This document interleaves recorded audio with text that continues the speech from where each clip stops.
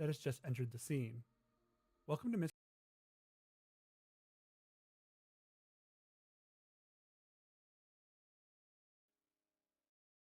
The year is 1999. That sentence brings me back to my senior kindergarten class when I was 5 years old, and we used to read out the date on the blackboard every single day. The year 1999 exists as a stain in my mind, however, as a memory that will not go away no matter how I try to forget it. 1999 marked the year I lost my first tooth, my first time on a plane, and unfortunately, the early loss of my childhood innocence. This is the opening paragraph of our story. Some early themes can be gauged here. The easiest one to see is loss of innocence. The year 1999 being chosen is also important thematically. The year that separates a decade is always seen as a transitional period. Putting that together with the loss of innocence, you have a story that's going to be a coming-of-age tale, one with some questionable material that forced the narrator to grow up a little too quickly. The narrator of the story is named Elliot. Elliot explains a memory that refuses to leave his mind, and it all starts with an old TV in his room. When he was a child in the year of 1999, the biggest fad was Pokemon. The cards, the games, but most importantly for him, the TV show. Pokemon aired at a time that was inconvenient because his dad liked to watch the news at the same time. All of this led to him getting his own TV placed in his room. It was an old TV with bunny ear antennas that got only local channels. It specifically didn't get the channel that Pokemon was on, but he didn't really care as he was excited to have his own TV. The TV unfortunately only got 20 or so channels. Of those 20 channels, only one was worth watching. Months later, Elliot stumbled upon a new channel, Channel 21, more accurately known as Caledon Local 21. Even his dad was surprised to find that the channel existed. The channel, on the surface, seemed to have children's programming, so his dad was fine with him watching it. The shows that played on Caledon Local 21 were bizarre, and Elliot could hardly understand what was going on in most of them. He was interested regardless, though, mostly because of how messed up the shows were. He would then list off the different kinds of shows that he saw on the channel. April 1999, Mr. Bear's Cellar, episode 12, is the first episode that Elliot remembers watching. The name of the show was unusual to him. Why would anyone want to go to a place called Mr. Bear's Cellar? What good ever happened in a cellar? The show's main focus was on a man who wore a cheap-looking bear costume and would invite guests, all children, to visit him in his cellar. The show had the worst-looking camera quality that Elliot had ever seen for a TV show. He was unaware of the style of the channel. This was also the show that the police would ask the most questions about later. The episode had a very simple premise. Mr. Bear sat alone at a table playing checkers. This went on for a bit before he was interrupted by a knock at his door. The camera changed angles to look up at the cellar door from the bottom of the stairs. The man in the bear costume is then seen climbing the stairs as another knock rings out. He opens the door to two kids, one girl and one boy. Mr. Bear then leads them down the stairs and into the dark cellar. This was after he did a little dance upon seeing his young friends. The cellar was lit only by an oil lamp, providing no light. This made the footage blurry, as good lighting is needed especially for cheap cameras. The episode continues with Mr. Bear singing a muffled song through his mask, followed by the three of them playing hide and seek. This is the first show that Elliot describes. Mr. Bear's Cellar sounds almost like a bad spin-off of a show you would have seen on a kids' channel in the early 2000s. The mention of the cop also layers some intrigue into what might have happened here. Two kids enter a cellar and are met with a man in a bear costume. He sings, dances, and then plays a game with the kids. All of this together would seem creepy to us, but not to a 5-year-old. His innocence is still intact. The next show aired in May 1999. It had a weird title, but maybe not uncommon for a kids' show. It was called Soup and Spoon. Elliot says he wasn't sure it was an episode of a show, a TV special, or a movie. Either way, he didn't really get it. This show barely registered in Elliot's memory. First, he found the concept really stupid, even thinking so as a kid. It altogether was a show that put him off of the channel for a while. That, along with Pokemon, changing its airing time. The show was the most low-budget thing he'd ever seen. It starred a can of soup and a spoon, kind of obvious from the title, that was held up by strings in front of the camera. The whole thing looked to be shot in the same cellar as the previously mentioned shows. The show was only a half an hour and comprised of scenes that Elliot found dumb. The spoon would chase the can of soup around as if trying to eat him. The ending had 7 kids sitting around a table. They had a bowl of soup in front of each of them, and they were all looking at the camera. Some of the kids wore confused faces while others seemed frightened. This is when the cameraman says, "Spoon's ready," before it all ends. Here we have another low-budget show that felt like it could have been a kids' show but clearly wasn't. The soup and spoon aren't that important. What is important is the kids. The kids, 7 in total, were sat around a table in the basement with frightened faces. The kids had likely already been through something that Elliot wasn't aware of, something that happened off-screen. With little to go off of, we continued to the next show. July 1999 would be the next time that Elliot watched Caledon Local 21. He forgot about the channel until he was over at his friend's house. His friend had just gotten a new TV in his room, and the pair decided to channel surf before landing on the weird local channel.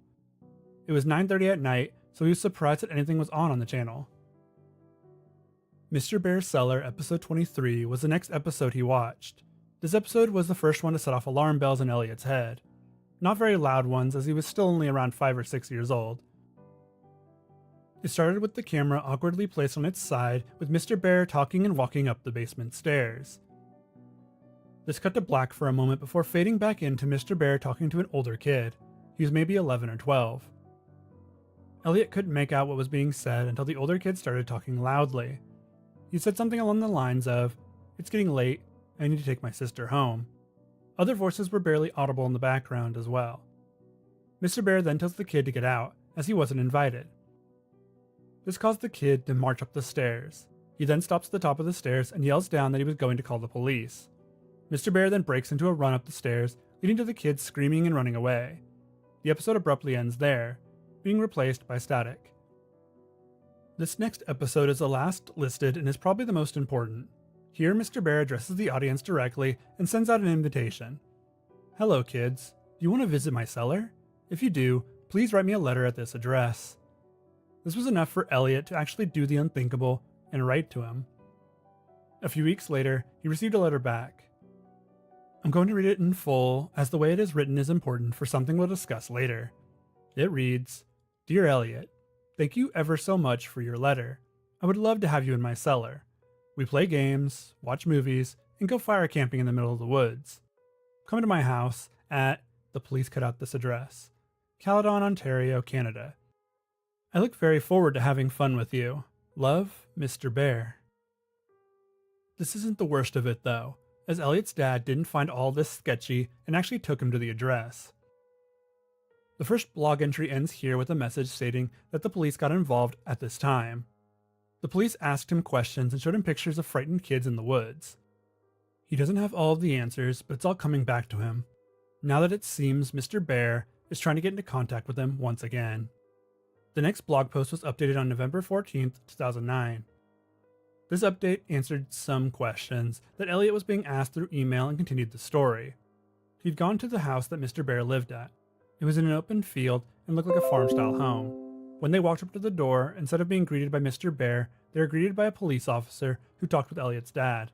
After the conversation, his dad took him home. They never talked about what happened at that house. The channel was also gone with no new content on it. This was how it was until Elliot turned 13. He finally got the answers he wanted from his dad about what was actually going on. The channel that Elliot used to watch was called Caledon Local 21, which we know at this point.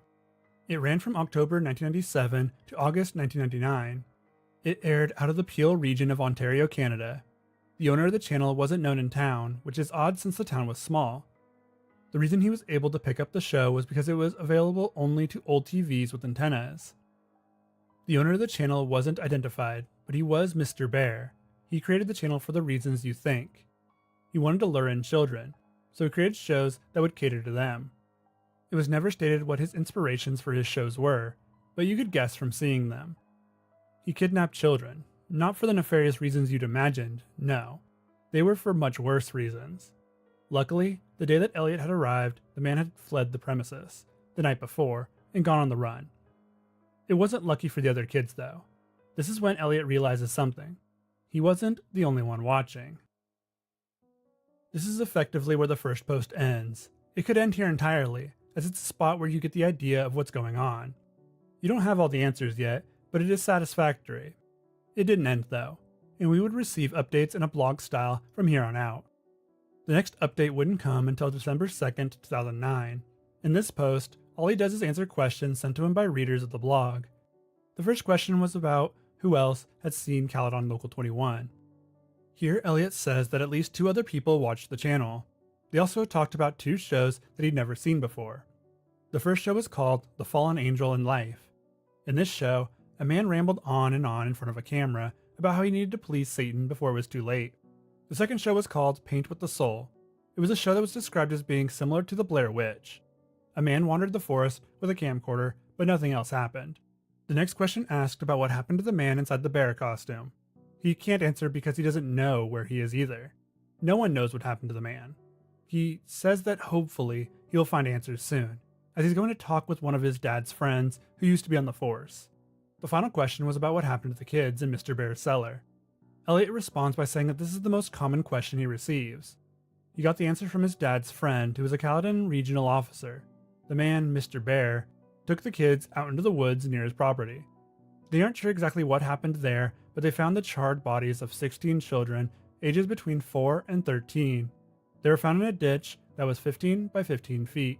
He wasn't given any exact details, but said that he was seeing his contact on Thursday, so he would keep everyone updated. He thanks everyone for showing interest in his blog and promised to gather more information. This whole thing has made him more interested in what really happened on the channel in 1999. The following update was made in January 2010. Here, Elliot talks about a lead he'd found through the father of a kid he used to babysit. The man used to live near the woods outside of Caledon and witnessed some strange activities in those woods. One day, while sneaking off to smoke a blunt, he found a man in the woods with 13 to 17 children. They were all standing around a fire pit and chanting in a language he didn't know. The kids, as young as 5 and as old as 12, joined the man in these chants. Anthony, the man who witnessed this all, remembers asking them what was happening. The other man explained that they were on a camping trip. It was something they did often. Anthony, finding this strange but overall harmless, asked them to keep it down. He then explains they never did keep it down. From this lead, Elliot made a list of possible connections. The fire pit in the woods might be the same as the ones the kids were found in. The language they were chanting in might be a lead worth going down. And there was also something interesting that the man had mentioned to Anthony. He said that he was moving soon to a small city called Pickering. Elliot figured he would take this information to his ex-cop contact and see what he could find. He promised to keep everyone updated. A month passed and another update was added. This time there was a lot of new information. Elliot was able to go to a police station, thanks to his contact, and watch a few of the videos that they had seized. He then goes on to describe them. Starting with Paint with the Soul, episode 10, Garbage Thrown Away, this show was exactly like it was described prior. It was a man walking into the woods with a camcorder and looking around. Eventually, he would find a bunch of trash strewn about the ground. He walked up to each piece and recorded them for a few seconds while mumbling something. He said that humans were like trash that needed to be cleaned up. As stupid as it sounded, the video gave Elliot the chills. This, he said, was probably because the woods that were being recorded looked just like the spot where the children's bodies were later found. The next video was another Mr. Bear's Cellar episode. It was episode 25, but there was no title to it. The video has the man in the bear costume distributing orange juice into 16 shot glasses. He then pours a single drop of an unknown liquid into each glass. Walking off camera, shuffling can be heard. Mr. Bear reappears with 16 children walking behind him. There's one kid in the bunch that Elliot recognizes, an older boy with bruising on his face. He soon remembered where he recognized him from. He's the one who threatened to call the cops at the end of an earlier episode. The episode ended with a song about drinking juice and how good vitamin C is for you. The kids sang along and drank their juice, some reluctantly. This is where the update also comes to an end. Elliot reaffirms his interest in finding out more about Mr. Bear and Caledon Local 21. There had to be more out there. The story that he got from the police was that he might be a cultist who preyed on children. He needed to know more. The next update wasn't uploaded until May of the same year. Elliot was finally able to drive on his own and decided to head down to see the house again. He arrives and finds the house is no longer being used as a daycare. How ironic. But instead it now sits empty. There was a for sale sign in the yard, so somebody was trying to get rid of it. He wandered past the house and into the woods. A little way in, he found some logs in a circle with a spot that looked like it had been holding a fire recently. This is where he ran into 2 boys. They told him to leave their fort and even pulled the knife on him. Elliot stood his ground and the boy put his knife away. Elliot asks them if they knew about the man who used to own the house. He then explains his connection to the area and the channel that started it all. This got their interest. They revealed to him that Mr. Bear had become somewhat of a local urban legend. They said that he lived in the storm drain near a playground not far from their fort. He was seen by several children, and each time he was seen either in his suit or with just the mask on. This was enough for Elliot as he decided to leave for that day. He would be back to check out that storm drain though. Not that he believed that he could be hiding in there. It still caught his interest enough to search it though. The next update would come in October, another long break between uploads. Elliot had taken a trip to see the pipe where the man was supposedly living. He saw absolutely nothing, but he claims to have uploaded images to go along with the search. These images I couldn't find, not on the blog or anywhere else online. The reason this update was made was because of a strange email that Elliot received. Here it is in full. Dear Elliot, my dear, dear boy. You see, this story may or may not be true, but it could happen. There are many slots for airtime. If you have money, you can have a public access TV channel. Some public access channels share airtimes with EWTN, religious channel based out of Michigan, that shows Catholic-based programming, but during off-air hours have independent shows or just blue screen. Cable networks have EMTY channels available for rent space. So the scenario of a pedo renting a channel on basic TV is not far-fetched at all. However, public access TV is widely reviewed and can be terminated at any time. These are the rules for the United States, not for Canada where this story took place. So if this happened in the US, the pedo would be tracked and arrested immediately. Yes, this story could happen, but it is unlikely. 100 fuzzy hugs, Mr. Bear. The email was obviously faked, at least in the mind of Elliot. Yet, it still reignited his interest in the case. The grammar in the email was abysmal, which didn't exactly match up with the prior one he'd received as a kid. Still, he wanted to continue pursuing his case. The next update didn't have anything new to add to the story. It was mostly just letting everyone know he would continue updating the blog. Near the end, he does mention a new tape that was found by the police at a local library. He plans to watch it when he can and update soon. A new update arrived on January 21st, 2011. This one starts with Elliot explaining that he was home from university. He'd finally been able to rest for a moment before deciding to dive back into his investigation. He'd been able to go to the local police station and see another episode from Caledon Local 21. This episode was titled Mr. Bear's Cellar, Episode 30. The episode began like many of them did, with Mr. Bear setting up the camcorder. He then spoke to the camera. Hello, children. Today I will be doing a wonderful thing for my friends. I will be delivering them to a faraway land where they will surely be happy. The camera then pans around to show an ATV with an attached trailer. Inside the trailer were 7 still children. They were lying side by side. Mr. Bear then began to address the camera again, stating that this was only the first batch and more will arrive soon. The camera turns around again to show a large tarp on the ground. He pulls it away to show a pit underneath. It was 12 feet deep and 15 feet wide. The remainder of the episode consisted of Mr. Bear picking up and dropping each kid into the pit, one after another. The camera then panned over to several bottles of gasoline beside a bush. The episode ended there. This is the exact pit where the charred remains of the children had been found by the police. He'd used the orange juice concoction he'd made to put the kids to sleep before tossing them in and burning them alive. This tape wasn't the only one. There was another tape, one that the police contact had claimed to be damaged. It was working, but what it contained was the burning in the pit, something that he didn't think Elliot could handle. Elliot actually agreed with that. Between this post and the next was a poem that was written about Elliot. It reads, INRI. Once upon a time, there lived a boy named Elliot. Elliot was a clever boy who loved playing with his friends. One day, he watched a lovely television show about a bear and his children friends. The children loved helping each other, as good children should, but they also loved the bear. The bear loved the children since the children were so good at helping him and the fallen angel. The children and the bear wanted to play together forever with the help of their angel friend. But the fallen angel needed even more help, so the children had to give the ultimate sacrifice. Because that's what friends do, Elliot. They help each other. Help us, Elliot. Burn with us, Elliot. I want you, Elliot. He wants you, Elliot. Come back to my cellar. Pretty please with sugar and icing on top. Signed, Mr. B. INRI. This was supposedly added by a random person who hacked the blog. The addition of INRI at the end makes me think otherwise, as well as the fact that the text is perfectly punctuated. INRI is a Latin inscription that means Jesus, the King of the Jews. Here we have another religious reference, and the way he signed off with it makes it seem like he's referring to himself as Jesus. How this note is written makes me think it might be real. Somehow, Mr. Bear got into the blog and added an update just for Elliot to see. It's unnerving, but seems likely. Somehow, Mr. Bear got onto the blog and added an update just for Elliot to see. It's unnerving, but seems likely. The multitude of religious references is starting to paint a picture of what it all means, but we'll get to that later. The final update to the story was uploaded on April 5th, 2011.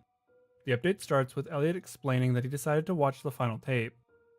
He needed closure, and he hoped this would bring it to him. After getting in touch with his contact at the police department, he had to convince him to let Elliot view the final tape. They came to an agreement that Elliot would be allowed to watch it when he turned 20 years old. This is why the update took so long to upload. He had to wait. On his 20th birthday, he called his contact, and even though he still had to fight for it, he was finally allowed to see the final tape. He wasn't exactly sure what to expect.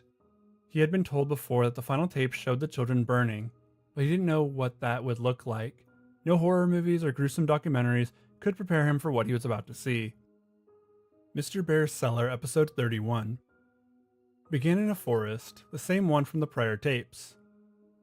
It was filmed at night, so everything looked like vague shapes thanks to the low camera quality. The camera panned over to the pit where smoke was rising from it. Elliot was asked by his contact if he really wanted to watch it.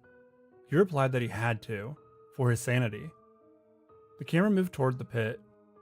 Inside, vague shapes could be seen burning. It took a few moments for Elliot to start making out the bodies of the children with skin blistering red and some even blackened. Some of the shapes made strange motions, while others were completely still. There was no sound to go along with this disturbing imagery. There was a cut to dawn. The camera panned over to a figure in the distance. It was the Mr. Bear costume strewn across the ground. It was positioned in a mock cross shape. The cameraman walked around the costume as if he were worshipping it. The head of the costume was placed next to the body. There were red letters written across the forehead of the mask. It read, INRI. The camera slowly zooms in on the bear's face before cutting to black. It was finally over. Elliot is asked if he's okay, and he says that he is, but he knew that wasn't the case. He'd gotten closure, but it wasn't helping him the way he thought it would. He felt something in his stomach. Survivor's guilt. He could have been one of those children who died that day. Instead, he was here, and they weren't. The final paragraph looks promising for the overall story. It ends with Elliot claiming that he's finally over episode 31. The horrors that he's witnessed that day no longer haunted his dreams. He promises to keep everyone updated as he's found more tapes at other police stations. Of course, this is the final update. It ends with him thanking everyone who keeps up with the blog. So ends the story of 1999, one of the more popular creepypastas from the early days. The ending is the problem most people have with this story. It didn't feel like a send-off exactly, more like a promise to return one day. The thing is, there were no more updates. It was all over after this. Many readers felt like they wanted more and they should have more.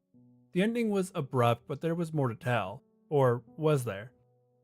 This ending could have a few interpretations, but none of them felt satisfying. Regardless of the ending, the story would be very popular online. It inspired a few continuation stories, all of which have been wiped from the internet for reasons we'll get into later. There was a mini-series created based on the story that was featured on Amazon Prime and even a game. Both of those are also gone from the internet. The spread of 1999 was rather slow, like a few stories we've covered before. It was mostly popular in the circles where it originated. It wasn't until big YouTube narrators covered it that it exploded in popularity. In 2014, it was covered by Mr. Creepypasta and some ordinary gamers who were both big in the community. Thanks to these narrations, the story took on new life. People were interested in the Lost channel, and many had questions about the whereabouts of Elliot and Mr. Bear. Since the story just ended, many looked online hoping to find answers. All they found was the story, though. There were no continuations, not officially at least. So we had an ending that didn't feel like an ending. It felt like it needed more. If any of you read this story sometime in 2014 or 2015, you might be saying that something feels different here. You remember there being more shows and the whole story being longer. You also might remember a different ending than the one presented in this video. Well, you'd be right. This version of 1999 is different than the one that you read or listened to in 2015, for several reasons that I'll be getting into after we get into my thoughts on the story overall. 1999 is a certified classic. If you were to go onto the creepypasta subreddit or look up anyone's tier list, you'd see that 1999 is always in the conversation. Many people enjoy the story and it is fondly remembered. My biggest issue with the story was pacing. It starts incredibly strong with a step back in time to when Elliot was 5 years old. He explains the premise well of a strange public access TV channel, with even stranger shows. From there, it starts to pick up pace and then jumps around quite a bit. It feels like each entry wasn't building off of the previous one, but rather trying to figure out the story as it went along. Like the author didn't have it all planned out yet, and instead was just writing as interest in the story grew. The first couple of updates feel planned, but the further along we go, it just feels super disconnected. The first show we hear about is Mr. Bear's Cellar. This is the most important show and also the most interesting on the channel. It sets expectations right away and also connects with other media we likely consumed from our childhoods. It also introduces the antagonist of the story. The next show we hear about is called Soup and Spoon.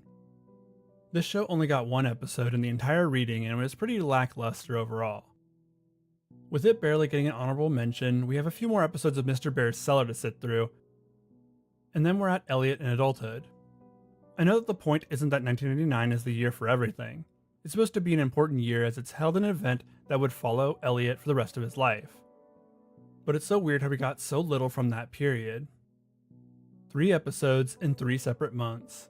Very little variety, and the trickling of foreshadowing wasn't that great. We skip ahead and Elliot has graduated high school and is in college, it seems. He makes a mention of the college term being over at the end of 2010. He also mentions a roommate, and this whole period is where most of the reading takes place. The jump from 1999 to 2009 is only 10 years though. Elliot was supposed to be 5 in 1999, probably turning 6, but now he's in college in 2009. He would be 15 or 16, and I'm not saying that he's not an advanced student or anything, but that's a little too young to be in college. In the Ontario region, he can legally move out at 16 and have roommates. But I doubt he would since he seemed to have a great relationship with his father. The age discrepancy bothered me throughout the whole story. There is a reason for it, and it's not because of a mistake that was made or anything. You see, I'm supposedly reading the story from the source, the Slack Lane blog. This is where the original story was supposed to be posted. There shouldn't be any mistakes like that in here, you'd hope. That aside, the biggest issue I had with the story was the lack of a send-off. I don't mind an ambiguous ending, I prefer it actually, but it feels like there was supposed to be something else here at the end. 1 or 2 more entries to bring the story wholly around. We didn't get that. Instead we got a vague story about Mr. Bear sacrificing kids to Satan and believing that he was Jesus. I'm not sure how that works out exactly. The story felt like it ended too quickly. Not only did I not get a satisfactory ending, but a few inconsistencies pulled me out. I still like the story, but I feel like I missed something. Well, it's time to address the elephant in the room. 1999 is a story that was very popular in the community, but it's also one of the most controversial as well. You see, the story has gone through several changes, several claims of plagiarism, and an insane amount of internet scrubbing. This is the controversy of 1999. It all started with a podcast that was covering the story. As they were doing their reading of it, they noticed something strange. The story had another show, one that I didn't mention before. It was called Booby, a show with hands as puppets that was a satire of a kids show called Ooby. The controversy wasn't that the Ooby character was satire. No, that's fine. It was later. In one of the episodes of Ooby, the Ooby episode was a complete plagiarism of a popular ARG at the time called Alan Tutorial. The episode was shot for shot exactly what happened in one of his videos. After this happened, the author of 1999 came out and explained that his story had been stolen and uploaded to the Creepypasta wiki without his knowledge or consent. This is where all the changes were found to have been made. So all the plagiarism was someone stealing his story, allegedly. After this, every copy of the story was completely wiped from the internet. Narrations by some ordinary gamers and Mr. Creepypasta were both removed, likely from a copyright issue. The author of the story started to systematically remove all traces of that plagiarized version. If you look on Reddit, you can even see whole posts that have a notice of copyright removal. From my sources, I heard that several channels were hit with copyright strikes just for reviewing the story, which is protected under fair use. Well, YouTube isn't the best, especially back then, at defending creators of the copyright system it created. With just about every source of the written, plagiarized story wiped from the internet, it's really hard to track any of this down. It's hard to prove the plagiarism, and hard to disprove it. Even the Wayback Machine has no record of the stories, likely removed for plagiarism as well. According to the author, the original story was posted in 2009 on the Slack Lane blog. I found this original story, but it shows up nowhere on the Wayback Machine before 2019, which is when all this started. The 2019 version is also different from the one that can be found on there today, but I'll get to that in a second. What do I believe? It's hard to say, as I don't have all the evidence in front of me. A lot of it is just gone now, wiped from the internet, and that speaks more to me than if it were here, because you'd want to have evidence that someone stole your work rather than removing it so no one could see it. The copyright strikes and total removal of it all strikes me as more guilty than not. Going back to the pages I mentioned before, there are a few inconsistencies in them that make me lean more towards the guilty aspect as well. Firstly, the character was 5 during the first mention of 1999, as he states. The year is 1999. That sentence brings me back to my senior kindergarten class when I was 5 years old. The reason this is important is because he then states that he is in college and has a roommate in 2010. He would be 15 or 16 years old. Those dates, like I mentioned before, just don't add up. Well, as it turns out, the plagiarized version has different dates than in the current official reading, those being 2011 to 2013. Those dates actually do add up a lot more for the story. If it is set in 2011, that would make the narrator at least 17, so when he mentions a roommate in 2012, he would have been 18 or 19. This is such a weird thing to correct because the story was allegedly uploaded somewhere else before when it was added to the wiki in 2011. However, the dates in the plagiarized version add up more than the ones in the official story. This leads me to believe that the dates are all wrong in the original. They are off by 2 years, but they needed to be set in 2009 for the author's excuse for the mass removal to make sense. He needed the copyright date to be 2009, but it just doesn't work as it's written now. Another interesting date that throws us all out of whack is mentioned in the May 5th, 2010 update. There's a line that reads, "Did either of you hear of a guy who murdered a bunch of kids in these woods about 13 years ago?" This line is seen in the Wayback Machine archived version from 2019, but was changed in the recent version. The reason for this change is because, once again, the dates don't add up. 13 years ago from 2010 would be 1997. The channel was up in 1997, but the murders took place in 1999. This was changed after another YouTuber pointed it out. The change went from 13 years ago to just years ago, which reads really weirdly to me. There's one final piece I want to add before we move on. The person who wrote the original story was an engineering major in college, allegedly. Elliot, the protagonist of the story, is also an engineer, allegedly, because that part was also removed and could be part of the plagiarized version. Well, the person who allegedly plagiarized the whole story was also named Giant Engineer. Now, I'm a believer in heavy coincidences, but this seems too specific to be one. It's not a smoking gun, and I can't say that this story was stolen. There are just 3 pieces that lean more towards the official story being a lie. My sources and my own research have led me to this stance, but I welcome any others that come forth. We shouldn't stand by our beliefs if there are facts that actually challenge them. I'm just interested in why all the dates just don't add up. The fact is, I get why having plagiarism attached to your name would want you to nuke every online story connecting it to you. As a writer, plagiarism will ruin your career. You would never have a future in that career path unless you wrote under a pen name. The sad reality of this whole thing is the removal kind of worked. The official story is the one that keeps the story alive today. Most people have no clue that there was any kind of plagiarism involved at all, even though most that remember the story read it back when the plagiarism was still part of it. As much as I enjoyed this story, I still think it's a standout amongst others of the era. The whole scandal kind of ruins it for me. By itself, the story feels incomplete. It goes too quickly and introduces the Satanism stuff at weird times. With all that out of the way, I did want to talk about possible endings for the story. With how it all ended, I felt like there was a subtext of something else going on. I have 2 main theories about what happened at the end of 1999.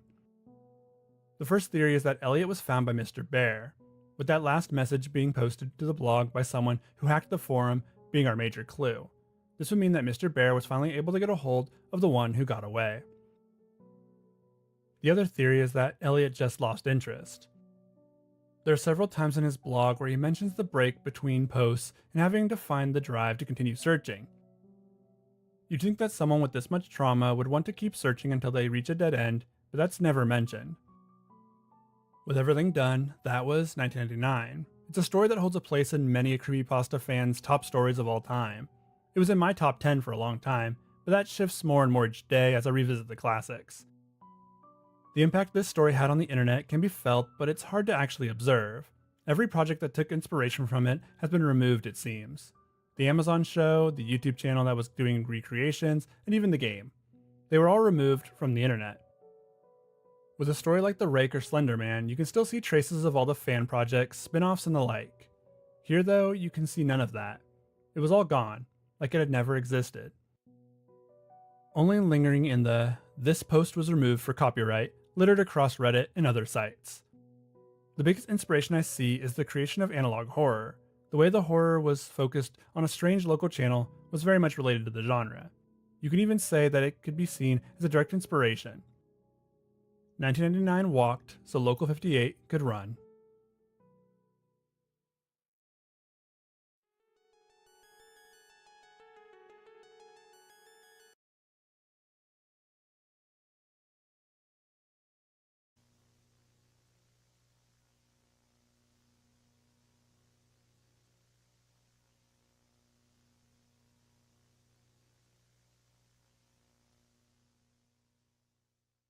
Anyway, Right. these fans say, the movie is a little bizarre. There are some deep plot lines, but the Matrix fans say it's going to be great. Some people who saw sneak peeks. Video games are a vital part of millions of people's day-to-day lives. We use them to distress, connect with others, entertain, and distract. Video games are so important that many people get completely lost and absorbed in them, getting lost in both the world of the games and the community. A video game that many of you have likely already heard of is The Legend of Zelda: Link's Awakening. This was the first Zelda game to be released on the Game Boy back in 1993, and is the fourth game in the Legend of Zelda franchise. The game is a direct sequel to A Link to the Past, and has Link getting shipwrecked during a storm where he is then found on the sands of an island and a new quest begins. The game is famous or infamous in some circles for the ending it presents. Now this is a spoiler for a game that came out 30 years ago, but if you still want to skip it, here's the timestamp. In the end, through context clues in the game, as well as a prophecy, you find out that the island isn't real. It's an illusion created by the dream of the windfish. In order for Link to leave the island, he needs to wake up the windfish. If he does this, he will cease the illusion, but he will also erase everyone that Link has met and befriended on his journey. The idea that reality is an illusion, a video game, or a computer simulation is the thought behind the very popular Matrix theory. The Matrix theory was popularized by the movie franchise, which is also where it gets its name, but actually existed before in another form and name. This theory was called the simulation theory. The simulation theory has existed for decades, but the point of origin that most point to comes from a Swedish philosopher named Nick Bostrom. In 2003, Bostrom submitted a paper titled, "Are You Living in a Computer Simulation?" A paper whose title gives you most of the context you need. The paper discusses three main ideas for how our reality could in fact just be that of a computer simulation. But the most compelling idea is the ancestral simulation thesis. This theory is the basis for many that believe in both the simulation and matrix theories. The basis of this hypothesis is that an advanced civilization referred to as afterhumans are so technologically advanced that they are able to create whole realities inside of computers. These hyper-advanced people then create ancestor simulations in order to test certain theories. This idea is expanded upon by a New York University philosophy professor named David Chalmers. Chalmers claims that it could be a higher being that has created our universe, or it could be just a teenager running multiple simulations in the background. Either way, they are more advanced than us and are realistically similar to that of a deity. The ancestral simulation theory postulates that any number of worlds can be created, for any number of reasons. We might exist simply for a scientist to test what would happen if mosquitoes existed, or it could be as complex as how the Earth would change and grow if it were mostly made of water. This theory makes a multitude of possibilities, possible. The ancestral simulation theory builds into the multiverse theory, where any number of possible worlds can exist. Similar multiverses can be running in the simulation alongside our own, and could have intermixed or been changed by the creators at any time. Our universe is a simulation after all, one that can be changed by a simple switch up of the code. This has also led to the rise in popularity of the clickbait pseudoscience of the Mandela effect. I covered this topic in part 1 of this series, so I won't be going too in depth here. The Mandela effect in this context refers to a belief that something that we collectively remember is now different. Something as simple as Kit Kat having a dash in the middle between kit and cat, which isn't true. This is mostly people having fun with memory or misremembering things, but there are those that heavily believe in it as well. For those that believe, one specific theory they point to is the multiverse theory. That theory then can wrap around into the simulation theory. Of course, the simulation theory is more of a philosophical theory than a scientific one. The man that popularized it is a philosophy major, and many that have added to it have been the same. In fact, there is no basis in science for this theory as of now. The closest the simulation theory comes to science is with the use of math. Math can be found in just about every part of our reality. And some have used this to state that our world is not too dissimilar to a computer, which can mean that our reality is a computer, a very advanced supercomputer capable of creating a universe. The premise of the simulation theory is actually not too far off from philosophical ideas that have been asked for centuries. Namely, what is reality? A quote from theoretical physicist David Bohm reads, "Reality is what we take to be true. What we take to be true is what we believe. What we believe is based upon our perceptions. What we perceive depends on what we look for. What we look for depends on what we think. What we think depends on what we perceive. What we perceive determines what we believe. What we believe determines what we take to be true. And what we take to be true is our reality." A person's perception then becomes their reality. If someone perceives themselves as the most attractive person in the world, then that becomes their reality. Of course, how others react to them also shapes that reality. If no one believes them, then that too will become their reality. Philosophers have been theorizing that reality is an illusion for a while. Works like Butterfly Dream by Zhuangzi or Allegory of the Cave by Plato. These both paint reality as something that can be changed and may not even exist at all. Reality is often compared to a kind of sleep or madness. Of course, there's far more to these philosophical ideas than what I stated here. Most of this is important when we look into the internet's interpretation of the simulation theory, which is the Matrix theory. As I've stated before, this theory mainly comes from the movies from which it takes its name. The Matrix theory was popularized online sometime in the early 2000s, but the exact origin is hard to find. Where most people will likely know the Matrix theory is through Reddit and 4chan. The prior has the wildly popular Glitch in the Matrix subreddit. This subreddit is home to every theory about our reality being a simulation that you could want to find. It was created in 2012 and the bio reads, "Eyewitness events that cannot be explained with critical thinking." This subreddit also popularized a different version of the simulation theory, and instead of philosophical quandaries, focuses mainly on weird happenings in reality. These weird happenings usually point to the simulation having glitches, thus the name. This would become the most popular version of the theory that exists online. There are thousands of posts here as the subreddit boasts a massive 997k members. The most upvoted post comes from user Squirrels Mock Me, and the post is titled, "My 5-year-old son broke character and talked to me like an adult." The post reads, "This happened about 2 years ago, and I was so blown away, I took notes and told my wife about it. So I still have the notes on my phone. My 5-year-old son was pretty typical for his age. Always goofing around, never serious, always working some kind of angle to negotiate treats or buying whatever thing was at the top of his list this week. Kids have a selfish worldview, and that's mostly understandable because they haven't matured yet. So when my son asked me to go for a walk with just the two of us, I immediately laughed and thought, okay, what's he going to ask for? We started walking and I asked, 'What's on your mind, buddy?' He said, 'Nothing really. I just want to have some time to be with you and be peaceful and be out in nature.' Wow, okay, this is progress, I thought. Then he said, 'I want you to know you're the best dad I've ever had. You really do help me and my sister a lot, and you're really very nice, even though we don't usually tell you. So I just wanted to say thank you for everything, and I want to be near you always.' By this point, the only reason I wasn't completely crying my eyes out is that I thought it was some kind of a joke or a lead up to ask for something. This was totally out of character, especially at his age. I managed to croak out something like, 'I'm really glad to hear that, and I love you very much.' Then we just enjoyed the rest of the walk. It really felt like for a moment I was speaking to a soul who had several lives, and wanted to speak directly to me instead of playing the role of a child. I'm so glad it happened, and it's something I will never forget." Later he went back to being the same old goofy kid that I love.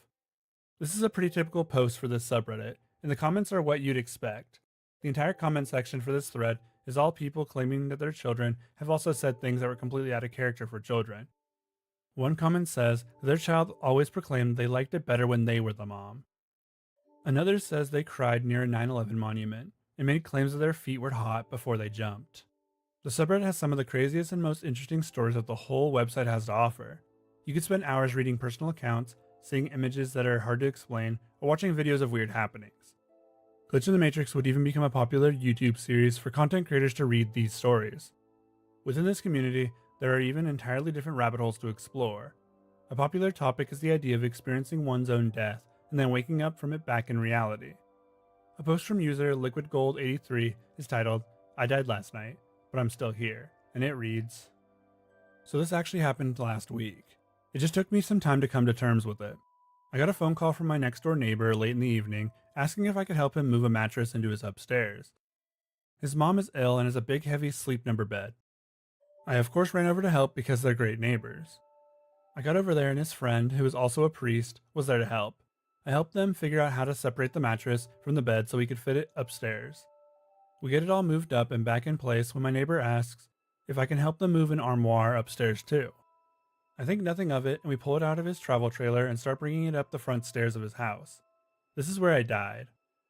The front stairs are 11 steps. I was on the lower end of the armoire about 6 steps up when my neighbor and his friend lost a handle on the armoire and it came crashing down on me. And I fell backwards towards the pavement. I then woke up in my dining room to my phone ringing and my wife asking me if I'm going to answer the phone. It's my neighbor asking if I can help move a bed upstairs for his mom. I go over there and meet his priest friend again, as this has been the first time I met him. I say I can help with the bed, but I cannot help with the armoire. My neighbor was like, "How'd you know about the armoire?" I then proceeded to tell them I'm pretty sure I just died. I spent the next hour talking with the priest. He had so many questions. My neighbor didn't believe it until I described the upstairs bedroom in perfect detail, down to the metal mattress frame on the floor and the intricate headboard leaning against the wall, and I had never been upstairs in their house before. The priest asked me what I saw after I died. I told him I never actually died. Before it happened, I woke up at my dining room table.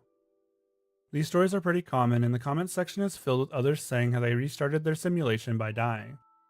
This phenomenon actually has its own name. It's called quantum immortality, which is another rabbit hole that can be explored further at a different time. Glitch in the Matrix is also used for every coincidence you can imagine. It's a solid enough sub for those that just want to see what people might consider odd in our world. It's also chock full of stories that you could easily spend hours browsing through. Glitch in the Matrix is also the name of a documentary that was released in 2021. It's a documentary that I'd say that doesn't do a very good job of covering what the Matrix or simulation theory is really about. It mainly focuses on the thoughts of 3 random believers in the Matrix. Most of the connections they try to make aren't realistic in any way. One guy says that he started noticing similarities in his schedule and that they were clearly works of the Matrix. Another person takes it a different direction and says they discovered the Matrix while at church as a child. These don't really bring anything new to the Matrix theory conversation and kind of makes others likely not to want to research it for themselves. The unrelated anecdotes from each speaker kind of makes it seem like pseudo-intellectuals that see themselves as main characters. This is a term I've seen a lot called main character syndrome. They state that there are a certain number of people in the simulation that are player characters, themselves mainly, and then there are NPCs that inhabit the world alongside us. This theory does have a few believers, but most aren't conceited enough to think that they are the main character. There is one more section though that I thought is very important to discuss. The nihilism that comes from the Matrix theory. It goes like this. Some that believe so heavily in the idea that we're in a simulation or a video game that they start not to respect reality. They start to treat others like NPCs or that they aren't real and their actions don't matter. This nihilism comes from the feeling that if everything around you isn't real, then your actions have no consequences. This is probably the darkest element to the Matrix or simulation theories. Someone could use it to justify any action they feel like taking. Why does it matter? The world isn't real anyway. This line of thinking has gone to its logical worst-case scenario already. A murder was committed in 2003 by a teen named Joshua Cook. He murdered his parents in the basement of their home. During his defense, the teen was told that he solemnly believed that he was in the Matrix, and that his actions didn't matter since reality wasn't real. This defense didn't save him from jail time, but it wasn't really supposed to. That is just what he believed. The Matrix theory just confirmed whatever dark and twisted view of reality he already had. Even so, the Matrix theory is more or less that, a theory. It's fun to think about, but not something that you could ever prove. That's because, as philosophy professor Preston Green puts it, if our physicists were to prove that we live in a simulation, it could be catastrophic for our reality. This is because if we figured out we were part of a simulation, then those running it would see no need to keep it running, as it would no longer be useful. He says, it would be a quick and painless death. They would likely just unplug us and move on. This is the dark reality of the consequences of the simulation theory, or at least as he sees it. This could be a dissuading factor for many that would want to prove this theory, though I doubt we'll get any answers to that anytime soon. The Matrix theory is an interesting part of internet culture that I don't see being abandoned anytime soon.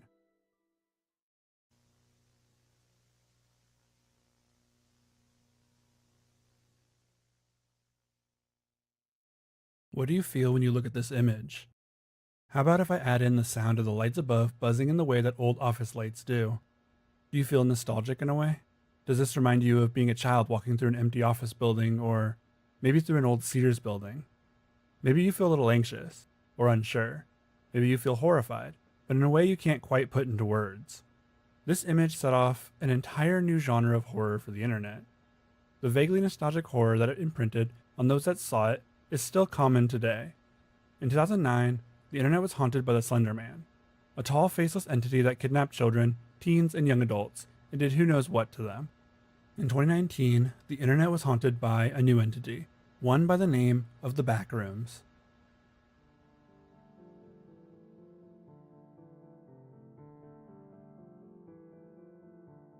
It's not often that a piece of internet lore will have the popularity or staying power that things like Slender Man, FNAF, and Siren Head have. The Backrooms is just another internet creepypasta that blew past its target audience and into the mainstream, with mountains of fanworks, games, and even ARGs set around that initial image. But where did the Backrooms originate from? The original post was made on 4chan, where many of the internet's darkest pieces of lore are derived. The image I mentioned before was posted in a thread with the caption, "Disquieting, haunting images that just feel off." Not long after, another user commented a narrative to go along with the image. If you're not careful and you no-clip out of reality in the wrong areas, you'll end up in the Backrooms, where it's nothing but the stink of old moist carpet, the madness of mono yellow, the endless background noise of fluorescent lights at maximum hum buzz, and approximately 600 million square miles of randomly segmented empty rooms to be trapped in. God save you if you hear something wandering around nearby, because it sure as hell has heard you. The comment mentions no clipping, which is a very common phrase used in video games. It means to phase through something essentially, usually a wall, and into a place you're not supposed to be. This set up the idea that you could simply be walking and accidentally fall through the world and into this dimension. There you would find these endless halls, and a most haunting realization that there's no way out. Trapped, afraid, and likely not alone. The text and image would then be attached together and begin to spread across X, and eventually made its way off of 4chan altogether. It would end up on Reddit, and this is where the mainstream internet would take it as its own. This is the start of the internet's newest obsession, the Backrooms. The post and image were two completely different things that got morphed together to make a microfiction. This is one of the most popular ways that creepypastas are created. This is in fact a creepypasta, showing that with a good enough idea, the medium is truly inseparable from the world of internet horror. The spread of this story would be quick, as it gained popularity on Reddit and TikTok. On Reddit, there was a sub created simply titled The Backrooms. The sub is currently sitting at 267,000 members, with thousands of posts per day. The most upvoted posts are usually memes relating to the Backrooms, the additional lore of the Backrooms, and anything else that relates, horror or not. For those that preferred the more haunting aspects of the Backrooms, another sub was created. This one was called True Backrooms. This sub focused on the original image and spread of the story. They didn't want to focus on the memes or the plethora of additional lore that the internet had concocted for the Backrooms. They preferred to focus on what made the original image disturbing. The feeling of not knowing what exactly the Backrooms are and why exactly they give us all anxiety and trepidation when looking at them. The true horror of the Backrooms relates to another popular topic on the internet, that being liminal spaces. Liminal spaces can be defined as an internet aesthetic portraying empty or abandoned places that appear eerie, forlorn, and often surreal. Liminal spaces are commonly places of transition, pertaining to the concept of liminality, or of nostalgic appeal. Liminal spaces can be just about anything with that definition. Some of the most common are empty train stations, empty schools and classrooms, abandoned malls, and playgrounds or daycares after closing. The feeling of loneliness, eeriness, and a forlorn sense of nostalgia are what make this topic such a big hit on the internet. The internet loves nostalgia and horror. Mixing the two is what makes so many interested in liminality. Liminal spaces are a topic and rabbit hole all their own, but knowledge of what they are is important for knowing why the backrooms became so popular. The image invoked that feeling of forlorn, haunting nostalgia. It would be what carried it to everything else it would become. The backrooms weren't done growing. In fact, this was just the beginning of that growth. A series was created on YouTube titled The Backrooms, Found Footage. This series would go on to become the most viewed piece of backrooms media. The initial video sits at 49 million views on YouTube. This was an analog horror series of sorts and starts with a cameraman that accidentally ends up in the backrooms. This series would get 16 plus videos, all garnering a decent amount of viewership. The series was created by a 16-year-old from Northern California named Kane Parsons. His series stands as the most popular use of the creepypasta, and it would even be announced that a movie was being created based on his version of the story. Whether this movie will be able to live up to the hype of the original story and image is up for debate, but many are hopeful, myself included. The inspiration wouldn't stop there though, as there were a multitude of games to release with the Backrooms as their premise. The first one worth talking about is the Backrooms game by Pie on a Plate Productions. This was the first Backrooms game I played, and I even made a video on it back in 2019. Backroom Games plays it very straight and has you exploring the nearly identical halls of an empty office building. The sounds of your footsteps and hum buzz of the lights above are the only things that will accompany you. The atmosphere really captures what made the original story so intriguing, especially since you can escape the backrooms or an entity can find you first. Another game is the popular co-op game Inside the Backrooms. This version of the Backrooms has you trying to escape the titular location with up to 4 players. The goal remains the same regardless of player count. Solve the puzzles, avoid the entities, and escape. There are a lot of backroom games worth mentioning, but one look through Steam is all you need. So many games were inspired by this story and could easily become a genre of their own. In fact, they might do that in the same vein that Slender games became the norm in horror for a while. Of course, with any popular piece of internet lore, it was bound to get expansions to its initial lore and premise. The Backrooms may have started out with that single image and insinuation of dangerous entities, but now there's a whole wiki about it. The Backrooms wiki is a very expansive place, like the Backrooms themselves. Here, thousands of creators have added to the lore of the original. This includes new levels, as they call them, new entities, and more. If we start with the levels, we find that there are different types. There are the standard levels. This includes level 0, which is the office building that we all know, and continues into the thousands. Level 0 is named the lobby, and is likely where most start their descent into the backrooms. Here's the description from the wiki. Level 0 is an expansive, non-Euclidean space, resembling the backrooms of a commercial building. All rooms in level 0 share the same superficial features, such as worn mono-yellow wallpaper, old moist carpet, scattered electrical outlets, and inconsistently placed fluorescent lighting. Aside from these common features, no 2 rooms within the level are identical in layout. The fluorescent lighting in level 0 hums at a constant frequency. This buzzing is notably louder and more obtrusive than ordinary fluorescent lights. An examination of the fixtures to determine the source has proven inconclusive. Additionally, the fluid saturating the carpet cannot be consistently identified. It is not water, nor should it be consumed. Linear space in level 0 is altered drastically. It is possible to walk in a straight line, return to the starting point, and end up in a completely different set of rooms than the ones you previously traversed. Due to this phenomenon, the visual similarity between each room, consistent navigation of level 0 has proven very difficult. Devices such as GPS locators and compasses fail to function within the level, and radio communications are audibly distorted, and often prove unreliable. Above the ceiling tiles in level 0 lies a cramped, dark space, roughly 1 meter in height. The air in this area is stale and thick with dust, making it difficult to breathe, and electrical wires line the ceiling in all directions. Attempting to use this space as a means of navigation is impractical, as the ceiling tiles easily give way under pressure. The most prominent threat in level 0 is the stark lack of available resources, as the fluid saturating the carpet has been deemed unsafe for human consumption. Most are likely to perish before managing to find an exit due to extended dehydration, starvation, and exhaustion. This was a drastic expansion of the source material. No longer was this just an image that could be anything, now was this space made up of infinite space. One they could get lost in forever. One that has no discernible threats, other than being trapped with no resources. This is just the tip of what is available on the wiki. One can escape level 0, but would immediately end up in level 1. described as Habitable Zone 1, with the monikers of Safe, Stable, and Minimal Entity Encounter. This is described as the true starting point of the backrooms. The description says it is a massive warehouse with concrete floors and walls, exposed rebars, dim fluorescent lights placed on the walls, and a low-hanging fog with no discernible source. This area is listed as habitable because it has a consistent water supply and electricity. Level 1 is considered far more expansive than 0, with staircases, elevators, isolated rooms, and hallways. There are also paintings and drawings on the walls that appear at random intervals, and then disappear without warning. Level 1 is where the entities start to appear. This includes entities called facelings, which are the most common in the backrooms. These entities resemble humans, only their faces are missing key parts. Most facelings have no features whatsoever, meaning no nose, no eyes, and no mouth. Others have some of their features, but only missing the nose, or one eye, or just the mouth. Another entity on this floor, and the one that sounds most terrifying, are hounds. This is a description of hounds. Hounds are humanoid entities with canine attributes. They have unkempt black hair on their heads and large mouths filled with sharp teeth. They have long bony limbs, sharp claws, have eyes that are fully white, lacking irises or pupils, and walk on all fours like a dog, hence their name.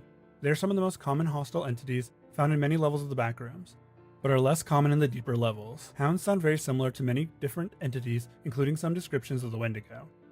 Aside from the standard levels, there are also the negative levels. These levels start with -1 and go down to -1000. These levels appear to be more unsafe than those of the standard levels. Level -1 is a long hallway that appears to have no end. -1 also happens to make a copy of itself for everyone who enters, meaning that there will likely never be two people on the same level. Occasionally the hallway will come to a dead end or an intersection. These may appear sporadically or all at once. This makes the hallways hard to navigate as you have to just keep moving. Entities on this floor are the two we mentioned before, plus a new one called a Skin Stealer. Skin Stealers, as described by the wiki, are large humanoid entities that are commonly known to wear the skin of their victims as a disguise, which makes them rather difficult to identify. They are commonly observed to have the ability of mimicking human speech, albeit very inadequately. It is highly suggested to run away from any wanderer who seems to be repeating the same words or speaks in a monotone voice. There is a rumor that has been circling around for many years that they are able to identify a Skin Stealer by the color of its blood. Whilst humans possess red blood, Skin Stealers possess clear blood. Although this rumor was proven true by an unknown group, it is heavily advised to focus on the other signs and not this. For any method that exposes the blood, i.e. stabbing, shooting, or by any explosive, would likely cause an instance of this entity to charge and destroy the attacker at alarming speeds. Skin Stealers appear to have similar attributes to creatures from folklore. Human mimicry is something that we saw earlier with skinwalkers, wendigos, and the Goat Man, and several other creatures. Regardless, these are some of the most common entities that can be seen on just about every level of the backrooms.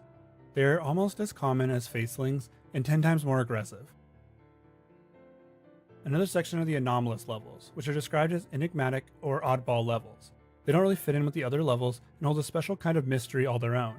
One of the reasons is the lack of knowledge about how they operate. They are considered otherworldly rather than liminal. The final level tab is dimensions. Dimensions are usually used to define realities, room spaces, or superclusters. This section includes the front rooms, which is our reality. It also includes the back rooms, which is the entirety of all the levels clustered under one name. Then there is the broken. When clicking on it, it shows this. Warning, this document is partially corrupted. The following text may contain an error or distorted data. Proceed at your own risk. Opening the document, you are presented with this. The description reads, the appearance of the broken is kaleidoscopic and modeled. Its architecture and layout do not follow any logical spatial structures. Its terrain, as it may be called, is stretched and twisted into shapes that are difficult to grasp. Refractions of light seem to emanate from everywhere and nowhere, imprinting upon the landscape. There is no order to the fluctuating patterns of colors, and incomprehensible geometric shapes that flicker in and out of the broken, splintered plane of existence. The fabric of its reality appears to be shattered as far as the eye can discern. Terrain and even light itself falls into distortion. Objects of higher dimensions phase in and out of the broken's contorted, polychromatic landscape, tearing one apart upon contact, with every last bit of hypothetically processable data flowing through them at once. Its environment is deafeningly loud, a discordant cacophony of non-sensorial tones and howling frequencies without a direct origin. The broken appears to be an area outside of the already reality-warping backrooms.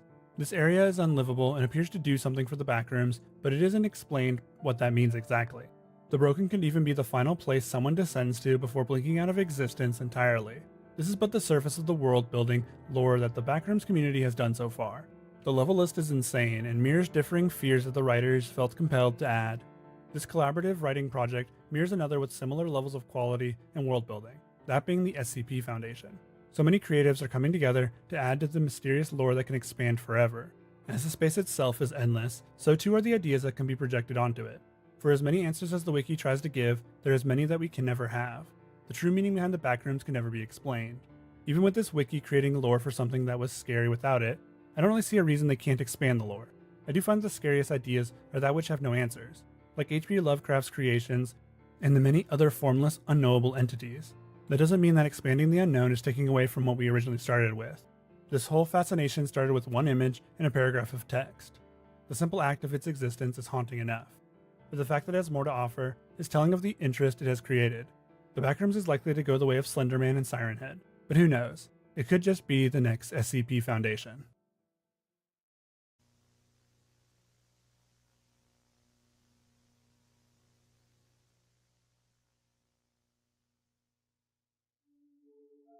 It's late at night and you're lying alone in your bedroom. Your eyelids are heavy, but something keeps dragging you away from sleep. You close your eyes, then you open them. Something feels heavy in the air. Suddenly you don't feel like you're alone anymore. You look around your room and there is something there. A vague shape of a man stands in the corner. His body is completely shadowed, even against the complete darkness of your room. Somehow he stands out completely. You look closer, still feeling groggy, and notice something. He appears to be wearing a wide-brimmed hat or perhaps a fedora. He has a long trench coat to match. The figure never moves, just stays completely still, as if he's waiting for you to do something. You can't though, you're frozen with fear. The figure finally moves, but not towards you. Rather, he moves towards the door and leaves, almost as if he was never there in the first place, gone like a phantom in the night. This encounter is one shared by millions of people across the world. The name of this entity is one you might have heard of. He's called the Hat Man. The name may sound kind of silly, but it was given for his obvious choice in attire. The Hat Man is an entity that has been reported since the 90s, though there are reports from the 80s that were shared in that following decade. The true origin of this entity isn't fully known, as legends and myths similar to him have existed for centuries. The Hat Man is said to be a shadow person that appears in people's rooms during the dead of night. He usually appears when a person is in that limbo state between sleep and wakefulness, or when they just woken up in the middle of the night. The Hat Man is reported to mostly just observe the sleeping person. He doesn't move towards them, doesn't attack them, just watches. For this reason, many have considered the Hat Man to be more curious than dangerous, though it is still considered safer to just not interact with him. It's also believed that the Hat Man can come in moments when people are experiencing sleep paralysis. Many people have reported seeing the Hat Man in their rooms during these episodes. A lot of these reports also state that the Hat Man was with another sleep paralysis demon known as the Hag, an old woman that reportedly sits on people's chests. Many civilizations and cultures have had their own variant of the Hat Man, or a being that comes in and keeps you in sleep paralysis. The Egyptians had the Jinn, an evil genie that was the cause of their sleep paralysis. Another is the Mare, which originates from Scandinavian folklore. Many similar stories have been told from all parts of the world. As for online, the Hat Man came to prominence on the internet around 2008, thanks to the blog titled The Hat Man Project. This blog was created by a man named Timothy M. Brown Jr. In it, he describes his encounters with the Hat Man and how he's become a major factor in his life, as is documenting cases where individuals have also seen him.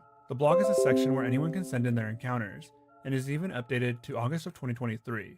This is likely due to the uptick in Hat Man sightings being reported online. The first sighting is from the creator of the website himself, where he also explains his fascination with the entity. In 1994, Timothy was 14 years old. He was living with his grandmother and great-grandmother in Nashville, Tennessee. He was in bed one night, nodding off while watching TV. The room's only light came from that same TV. His bedroom door was open, and from there he could see into the dark hallway. As he lay there, between sleep and wakefulness, he saw a shape moving. The figure was described as the same as every other Hat Man encounter. He had a wide-brimmed hat and a trench coat. The man peered into his grandmother's room and then moved to look in on his great-grandmother. He stayed silent and kept his eyes mostly closed, thinking it was an intruder. The man moved out of view, and this is when Timothy decided to get up and yell at the intruder. Of course, all this did was wake up his family. The man was gone, like he'd never been there in the first place. He asked his grandma and great-grandma about it the next day, and they too said they saw some shape or figure moving around the house that night. and other nights. This, along with his fascination with shadow people, inspired him to start his research into the Hat Man in 2001. He compiled hundreds of stories from witnesses from all over the world. He tried to find some online, but in 2001, the internet was a less reliable source of information, and no one seemed to have heard of the Hat Man at all. The website is host to many stories related to the Hat Man, and is still getting entries to this day. One of the stories is about a woman claiming to have seen the Hat Man while having her son examined at a hospital. She claimed that the Hat Man, or some demon, had entered the room where her child was being examined by the doctor. Her son was terminal, but after that day, he had a new lease on life. Unfortunately, she believes that he was possessed that day. He grew up to be a bully, drug addict, and a plague to all that knew him. She believes that this was the Hat Man's doing. She believes that her son was meant to die that day, but that the Hat Man had other plans for him. This story clearly doesn't follow any of the other sightings with the Hat Man, but is only one of the thousands of stories posted to the blog. Another story has two men that saw the Hat Man along a lake one night. They were on their way home from a get-together when two of the three men saw him on the shoreline. The Hat Man walked along the lake. When he would walk by a light, he would still appear as a shadow. Nothing would illuminate him. When they pointed out the figure to their other friend, he disappeared. The next day, the two witnesses had learned that the body of an old man had been found in the lake. This encounter seems to claim that the Hat Man either caused or predicted this fate. I couldn't find an article or anything attached to the story, so I don't know if it was foul play or not. If indeed it was, then the Hat Man could be considered dangerous or as a kind of ill omen. There are hundreds of stories about various sightings of the Hat Man. Most follow the original sighting to a T. The Hat Man is a recurring nighttime fixation. Sometimes he arrives to haunt their nightmares, and sometimes he's just a passing figment. All too many times, though, he's just there to keep them from sleeping. A living embodiment of insomnia. Of course, this blog wasn't the only place to see the Hat Man. His popularity online would take off a few years after the blog went live. 2009 to 2014 saw a rise in online searches for the Hat Man. Many of these were people trying to figure out what they had witnessed themselves. 4chan had a thread dedicated to the Hat Man. In the thread, they discuss what the Hat Man might be. There are even a few Anons sharing their stories with the Hat Man. One Anon wrote, "In the house I used to live in, the door to the backyard would swing open because the handle was a piece of garbage. So for years I joked with my siblings that the man is coming in, to greet him at the door. And one night I woke up to hear the door opening and went to go grab it before the house stood cold. I saw a silhouette of a tall man standing in the door. The moon was outside and the area was decently well lit around him, but he was pitch black. It just stood there and sort of just faded away. The memory was unnerving and really stuck with me." Another writes, "I had an encounter when I was a kid, as did my sister. Possibly the same night, my memory is poor. He had a taller hat than the image, and a longer cloak. I remember waking up in the middle of the night to him, it, looking down on me. We, my sister and I, slept on a futon on the ground. We called it an electric carpet. It was winter and my family preferred these things to turning the heat on. My sister told me about it the next day. My parents never believed us, and I don't think my sister even believes it happened anymore. Then again, I'm not sure either. It was night, and we could have been dreaming, or I could be taking her dream, or vice versa, as my memory, having never seen it myself. In any case, it still spooks me out a bit. Much of the thread is recounting these tales. A minority of it is discussing the difference between a shadow person and the Hat Man. And one person asks the most important question of all. Just what the hell is stored in our collective psyche to mass hallucinate the same thing? The Hat Man has been seen much before the internet was used for mass communication. Somewhere deep in our human psyche, this being has existed. These sightings all share similar trends as well. So what exactly is it that people are all seeing? And how is it the same thing from person to person? Sleep paralysis isn't the only way people are experiencing the Hat Man. The more well-known or infamous way is through the abuse of hallucinogens. You've probably seen this image before. It was all over Twitter for a minute. It's a pretty funny post, but it also brings to light a very common occurrence. Those that abuse hallucinogens have reported seeing the Hat Man on many occasions. It started happening so much that it became a meme to look out for him if you were to partake. Reports have talked about the things you might see while high, but the Hat Man has taken prominence above all the others. What is it about the Hat Man that has made him so prevalent in these drug-fueled nightmares? Other shadow men have also been reported, but little compared to the Hat Man himself. A hypothesis that was put out by a few users over the years is that the Hat Man is in some way connected to childhood trauma. Those that have reported seeing the Hat Man have had worse childhoods than those that haven't. There isn't an exact study done on this yet, but a majority of stories from those that have seen the Hat Man come from broken homes or tumultuous households. This exact idea was spread through TikTok, where the Hat Man has become increasingly popular since 2022. Like with many other trends that have circulated around the internet, TikTok finally found it and is making it popular again. A TikTok account by the name of Heart Start Pounding has one of the most watched Hatman videos at 3.4 million views. The next 3 Hatman videos all sit in the millions of views. The first video goes over the stuff we've already covered, but focuses on the side of the Hatman being a sleep paralysis demon. Another TikTok by the handle of Abby Sabata puts forth the idea that the Hatman could be a parasite. He feeds off the negative emotions of children who are experiencing trauma. This would then follow them into adulthood. Whatever the Hatman truly is, we'll likely never know. The closest thing we have to any research being done on the entity is the book that the author of the blog is currently working on. With him conducting research since 2001, it's likely we'll see some interesting finds come out in his book. Until then, watch your corners closely. The Hatman could be watching.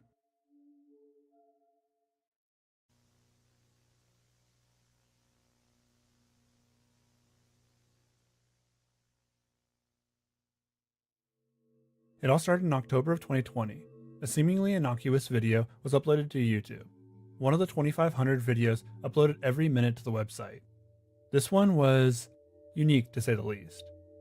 The video is of something in Mario Party DS, a game that many of us probably played growing up. At 40 seconds, the video is not very long. It starts with a minigame involving Mario, Luigi, Wario, and Yoshi.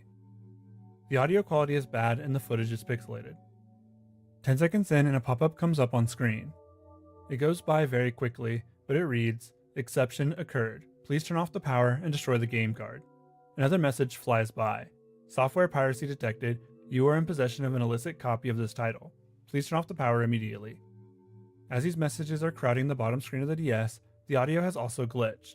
The game appears to freeze and the screen goes black. It isn't for very long though, as this now covers the screen.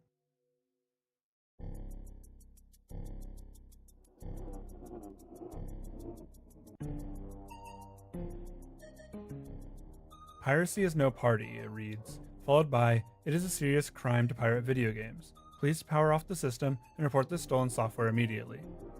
Mario and the others are all trapped behind bars while this song plays.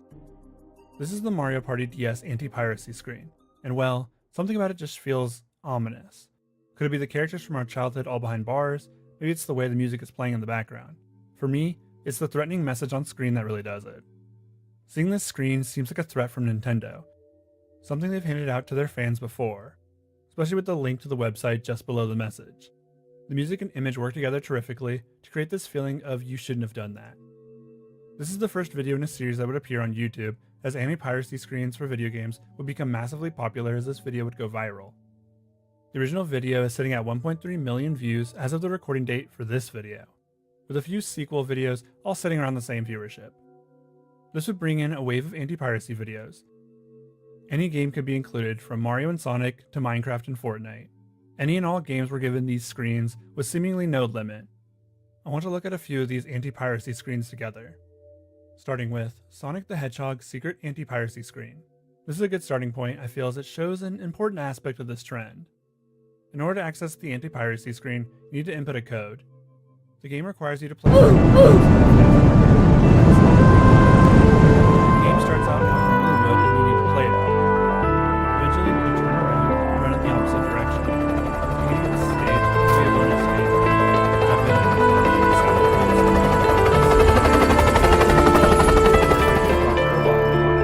He gives the player thumbs down and has a frown on his face. The words are a warning that piracy is a serious crime. The music is sped up and then just ends. A new message appears on screen. "What are you doing here?" And then, "You shouldn't be here." The sound swells and Sonic's eyes go completely black. I felt this was the best to start with for a very simple reason. It's not really believable. Even that first anti-piracy screen wasn't real. These were mock-ups or just iterations on that first video. Creepy and fun, but not real. The Sonic one is semi-believable until the ending. The ending feels like it's straight out of a creepypasta. That's kind of the vibe a lot of these give off, and that's honestly amazing. It's like for a brief moment in 2020, the internet brought back gaming creepypastas, this time mainly in a video format. Moving on, there's also this Mario Kart DS anti-piracy screen. This one follows the same trend of starting out normally. It takes a second for the game to realize it's pirated. The map loads, the racer is picked, and then as they load in, the camera is devoured by some creature. Mario is then loaded into a strange track. There's a monster cart at the end of the track, and he chases Mario. No matter how fast Mario drives, he cannot escape. He is devoured in the end, and the game corrupts. Another Mario piracy screen, and this time it's in Super Mario Galaxy. The game loads in, and immediately the player is told that piracy is wrong. The game then proceeds to leave Mario stranded on an island as a black hole slowly envelops him. After dying, the screen loads back into a normal-looking world. Mario grabs the star and then is sent to this black void. Here he is given a message that piracy is a serious crime. A pop-up question appears that asks if he purchased the game. The only options are no and maybe. The game then saves, and Rosalina tells Mario that he lied and that criminals don't get power stars. The Lumas say that they don't like criminals, and that there's nothing he can do since he didn't buy the game. The game proceeds to send Mario through the black hole over and over again until he has no lives left. The game over screen appears. The player is told to return the stolen software now. The only options are OK and OK. Clicking either brings up a message that says goodbye, before giving an error code and crashing the game. If the player tries to reset the software, they get a message on screen with the music playing in reverse. There is nothing you can do. This anti-piracy screen feels very much like a creepypasta, similar to how the earlier Sonic one did. It gives off the vibe of doing something you're not supposed to do, which is kind of the point of these anti-piracy messages. Moving back to the DS, there's a Nintendogs anti-piracy message. This one is rather dark. You get to play the game for a little while. You get a dog, name it, and even get to play with it for a bit. Then comes a message saying that your dog is sick. This follows with a few minutes of continuing the game before another message appears on screen. Your dog has died. Nintendogs can only survive in legitimate Nintendo DS cartridges. This is messed up, but then it takes you to the grave of your dog. Honestly, if I ever saw this as a kid, I'd never play Nintendogs again. It's such a morbid idea, but one that I'm sure many of us thought of when we tried to imagine the worst thing they could do in Nintendogs. There's a Luigi's Mansion anti-piracy screen that uses an unused promotional screen of Luigi looking like he is possessed. This was thought for a long time to be the beta game over screen, but that wasn't the case.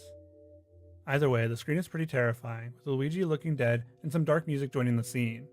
The usual message is at the top letting us know that it is a serious crime to pirate video games. I kinda like the dark side of this one. It used something that people couldn't find in the game, but I'd heard was in the beta to its advantage. Honestly, another screen that would have put me off gaming if I'd found it when I was younger. There's a Mario Kart Wii anti-piracy that traps Mario behind bars. This only lasts for a few minutes before the floating Wario head appears behind him. The head floats there in a jittery manner before a swamp smashes into Mario. Minecraft has an anti-piracy screen too. This one traps the player as they start their world. Signs will be placed in front of them explaining that the game knows that it's a pirated copy. Then creepers show up and kill the player. They are met with a message that says to go to the title screen or unlock the full game. They are then taken back to the title screen. They see a red mine with a message stating, "You are a pirate." It wasn't just games that were getting these anti-piracy screens either. There were also consoles themselves. There was one for the GameCube. It tells them the usual about the game being stolen, and then loads into a screen telling them that stealing games is a serious crime. The original Xbox also got one, but I'll just let this one play out for you.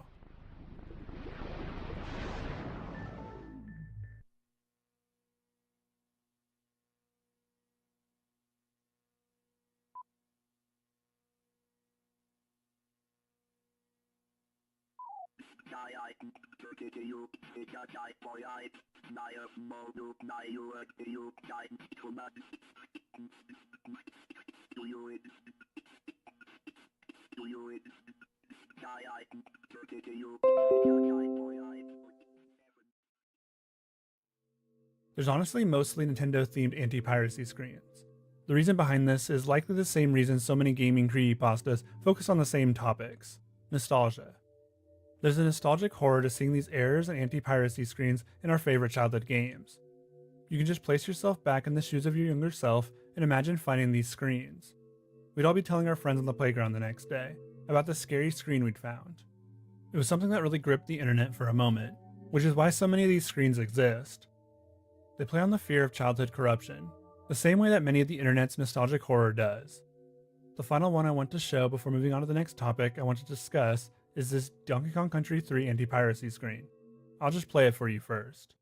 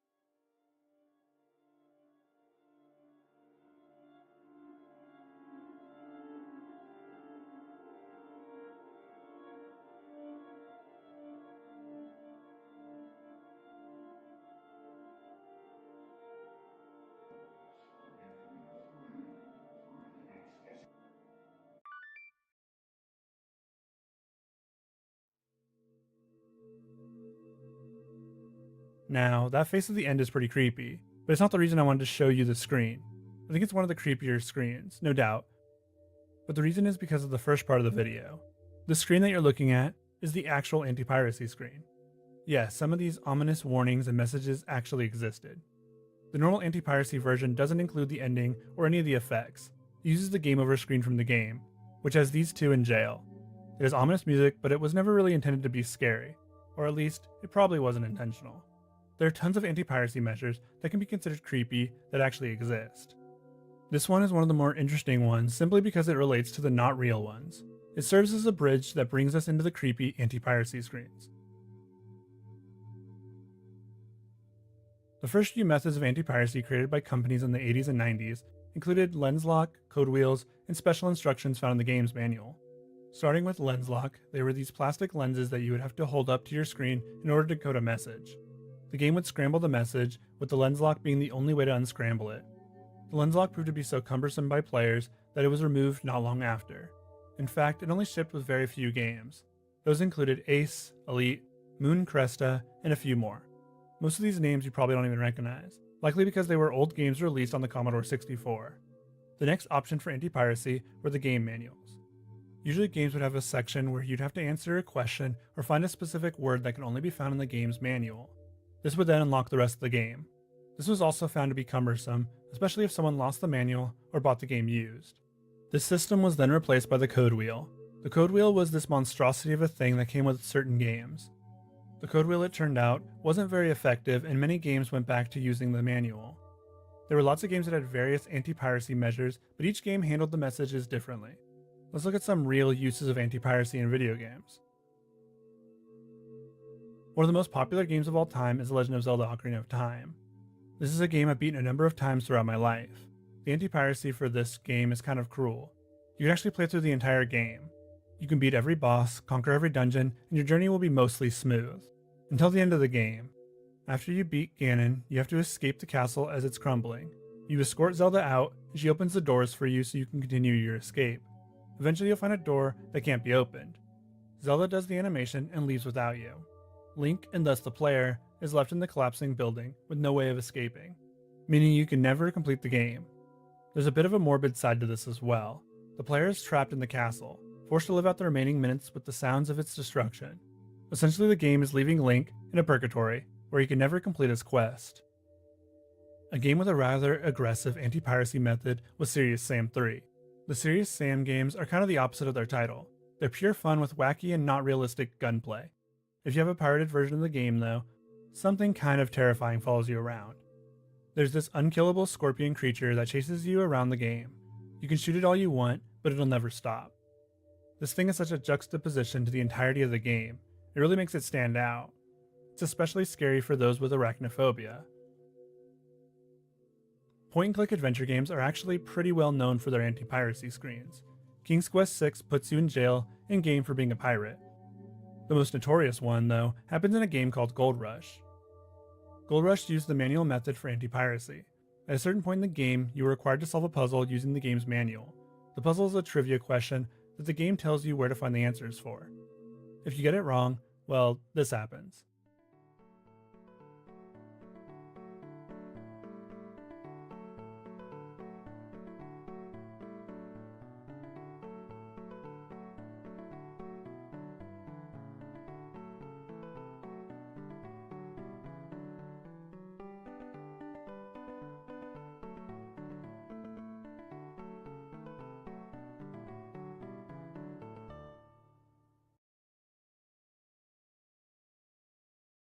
The game murders the player for the crime of pirating a video game, though you could also get this screen for just inputting the wrong answers a few times. This is probably one of the bleakest anti-piracy screens, though it's probably supposed to be humorous, especially with the happy music continuing to play in the background. There are many more anti-piracy measures used over the last few decades.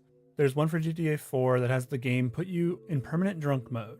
Also, every car you get in flies at max speed and blows up over a short period of time. Game Dev Tycoon made it so that pirates would make it impossible for you to make any money off your games, which is a pretty funny meta interaction. Mirror's Edge is a game all about parkour and speed. Well, if you pirate it, you lose the ability to run when you go for your first jump. You Your character runs for the platform before crawling to a slow walking speed. This makes it impossible to clear the jump. One of the most effective anti-piracy measures can be found in Earthbound for the SNES. If the game detects that it's being copied, then it'll throw more enemies on screen for you to deal with. Usually the amount is so high that it can lag the frame rate. There's also the ending, where you can go to fight the final boss, Gygus. Once he goes to his second phase, the game will freeze. When you load back in, you will find that your game file has been deleted. The rabbit hole of anti-piracy in games is a rather new one. The amount of screens that people are creating or finding is pretty incredible.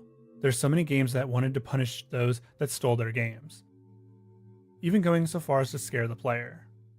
The fake anti-piracy screen phenomena has slowed down, but I'd found one as recent as 6 months ago, so it's not quite done yet. With more to talk about, it's likely I'll come back to this topic, if that interests you.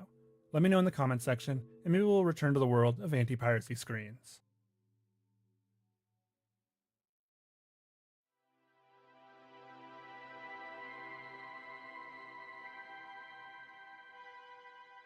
Thanks everyone for watching the video.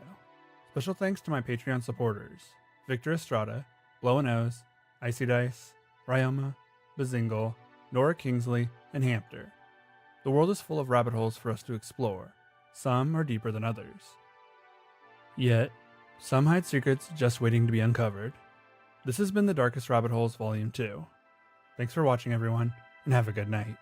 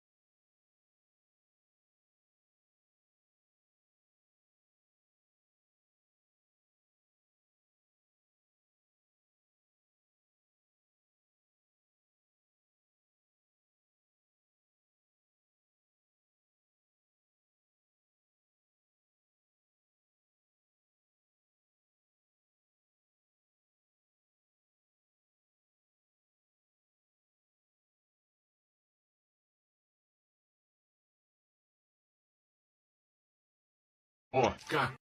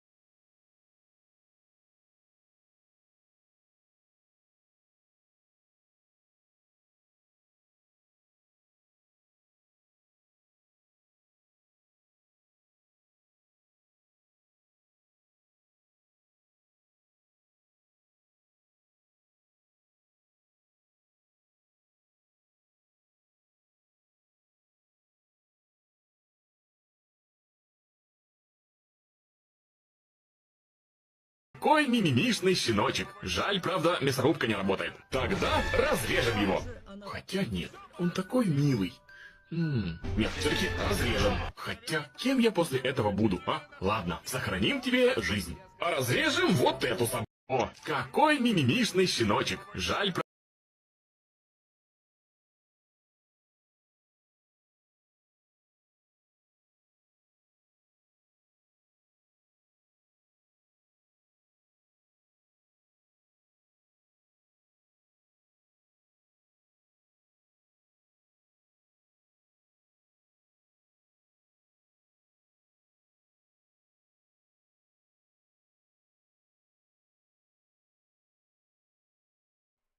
Grandad, Grandad, soy Seven Grandad, copia pirata de Mario Madness.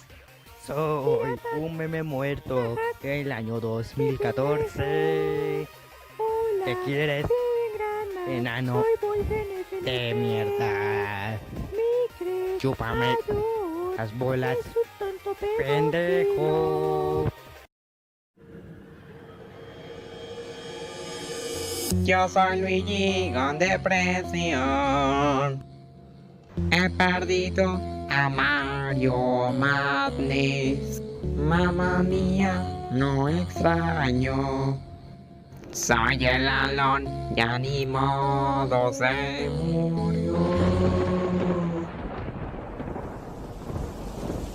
Sí, los espíritus joden de vuelvan a María, muy mal. Me voy a asustar,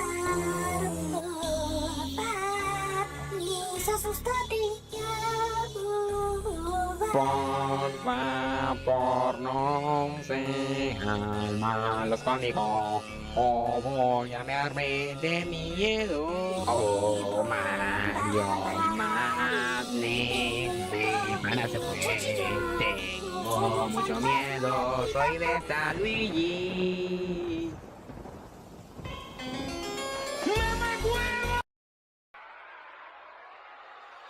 Hola, yo soy Luigi, yo estoy quemado, yo odio a Mario Madness es mi rival.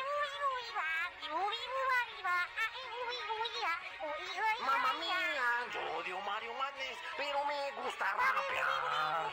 Rapear. Ayúdame, estoy quemando, ayúdame, estoy quemando.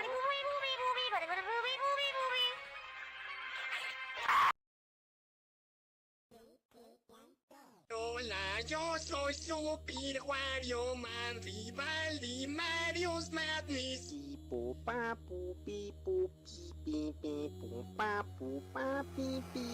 Soy una cabeza flotante con el de muchas casas. Como que si te enseñan un baby, si está bonito, baby. Mente no piensas si dices que no estás siendo sincero, pero si dices que está feo, si oye culero, te ardes mucho. Vamos a discutir de Marisol Shine.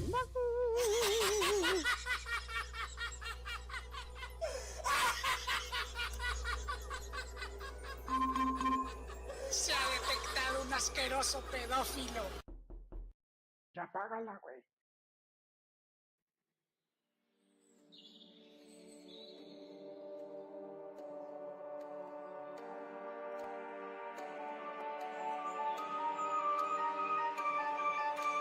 Hola, soy tu Mari.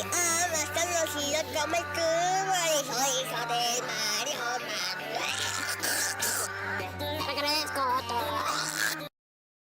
Hola, soy Mario, Mario soy chico, mira, puedo hacerle la lengüita y la voy a ponerlo ahí. Vamos bien, suave, bien. No, mira, ¿qué quiero? Lo voy a hacer que estos cabros hueones le hicieron daño a mi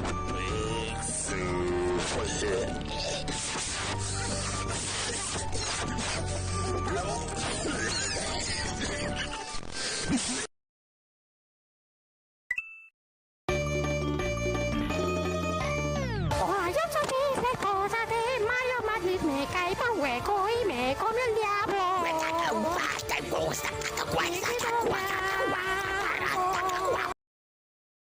Let's go. Hola, soy Mario Madness, pero estoy hecho de cuadraditos. Cállate, güey, yo soy malo. Jaja, soy muy malo, mira mi caparazón, soy muy malo. Yo soy muy malo y hago cosas malas, hago todas las cosas malas porque soy muy malo y me encanta hacer maldades. Te van a dormir con malos perritos. Yo soy tan malo, jaja, soy muy malo y racista.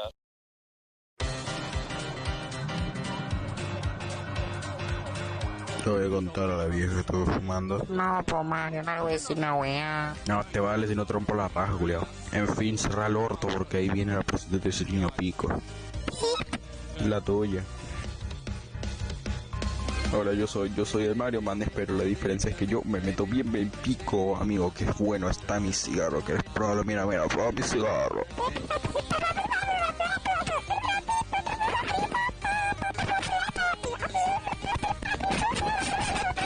Yo soy el único Mario Madness con un cáncer de pulmón así bien cabrón, tengo hasta un piercing en el culo. Jajaja, mi hermano se que también aguachate.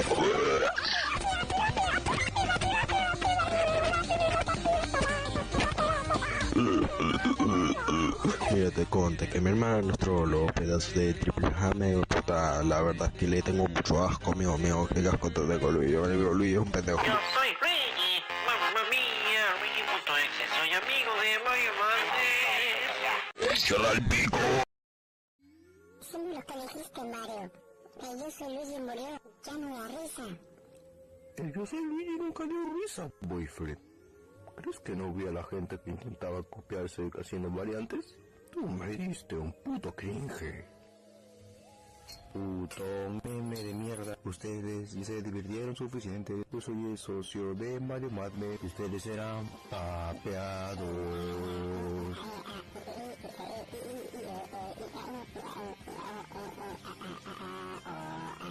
Lo único que hacen es humillarse y quedar como pendejos, muy pendejos. Dile adiós a esos jóvenes y serán bombardeados y serás bombardeado. Mario Madness está muy enojado. Todo por tu Hola, soy el Mario Madness. Pero de Game Boy, yo soy buena persona. Ven, acércate, no te haré daño. Yo soy de la Game Boy.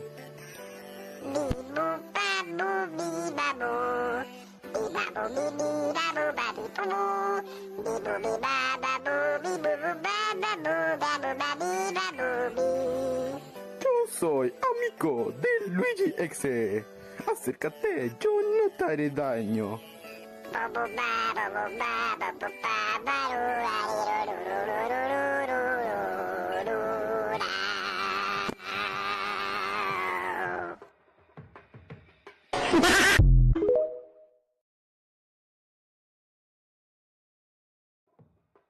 Odio a los reggaetoneros. Hola, soy Mario Blanco y Negro, si bien me ha hablado la verdad. Yo soy Mario Blanco y Negro, soy el hermano del Mario Madness. Pinche estúpido de lo culiao que hay que poder adelantarnos, pero somos los Mario Madness, somos mejor que tú.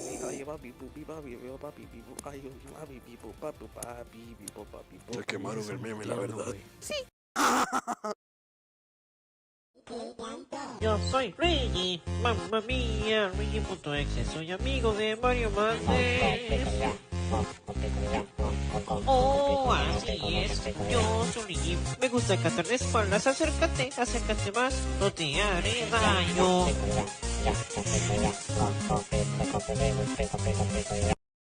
Yo soy Luigi, nalgas mías, Luigi Bellaquero, soy un tehuilero amante de reggaetón. Ah, mírame perrear, yo soy Perry. Me gusta mover las nalgas, venite, más vamos a mover el botón.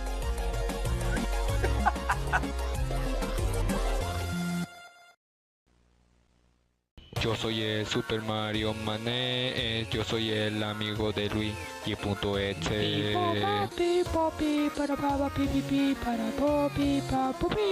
It's on me, Super Mario.exe. Me gusta brincar y también me gusta rapear, cantar y hacer a mí. Corre.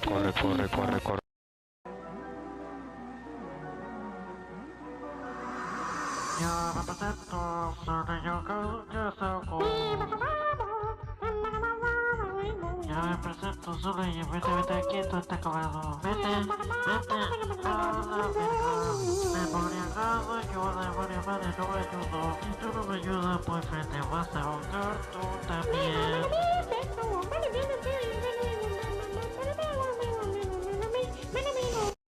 Hola, yo soy Luis y play Mario Madness y soy tengo un ojo. Muy mamá mía.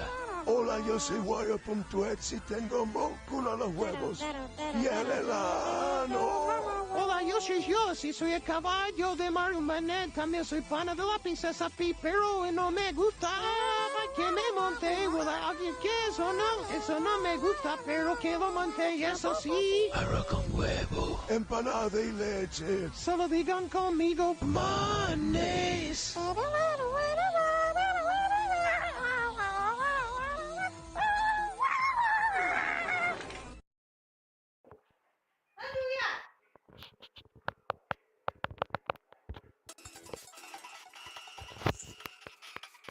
Nosotros somos Nintendo, o no nos pueden vencernos. Niña raya, yo sí puedo vencerlo aquí. No te hagas, yo soy Nintendo. Tú no puedes derrotarme ya. Deja de intentarlo.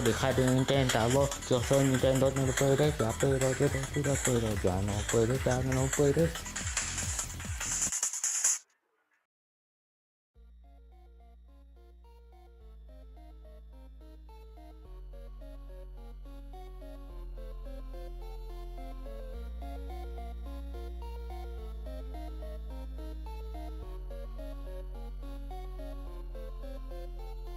Hola, soy Mario, pero con la cara de Luis. Soy el primo de Mario. Aparece en Disney, pero no aparece en Mario. No fui yo. Fue mi pene.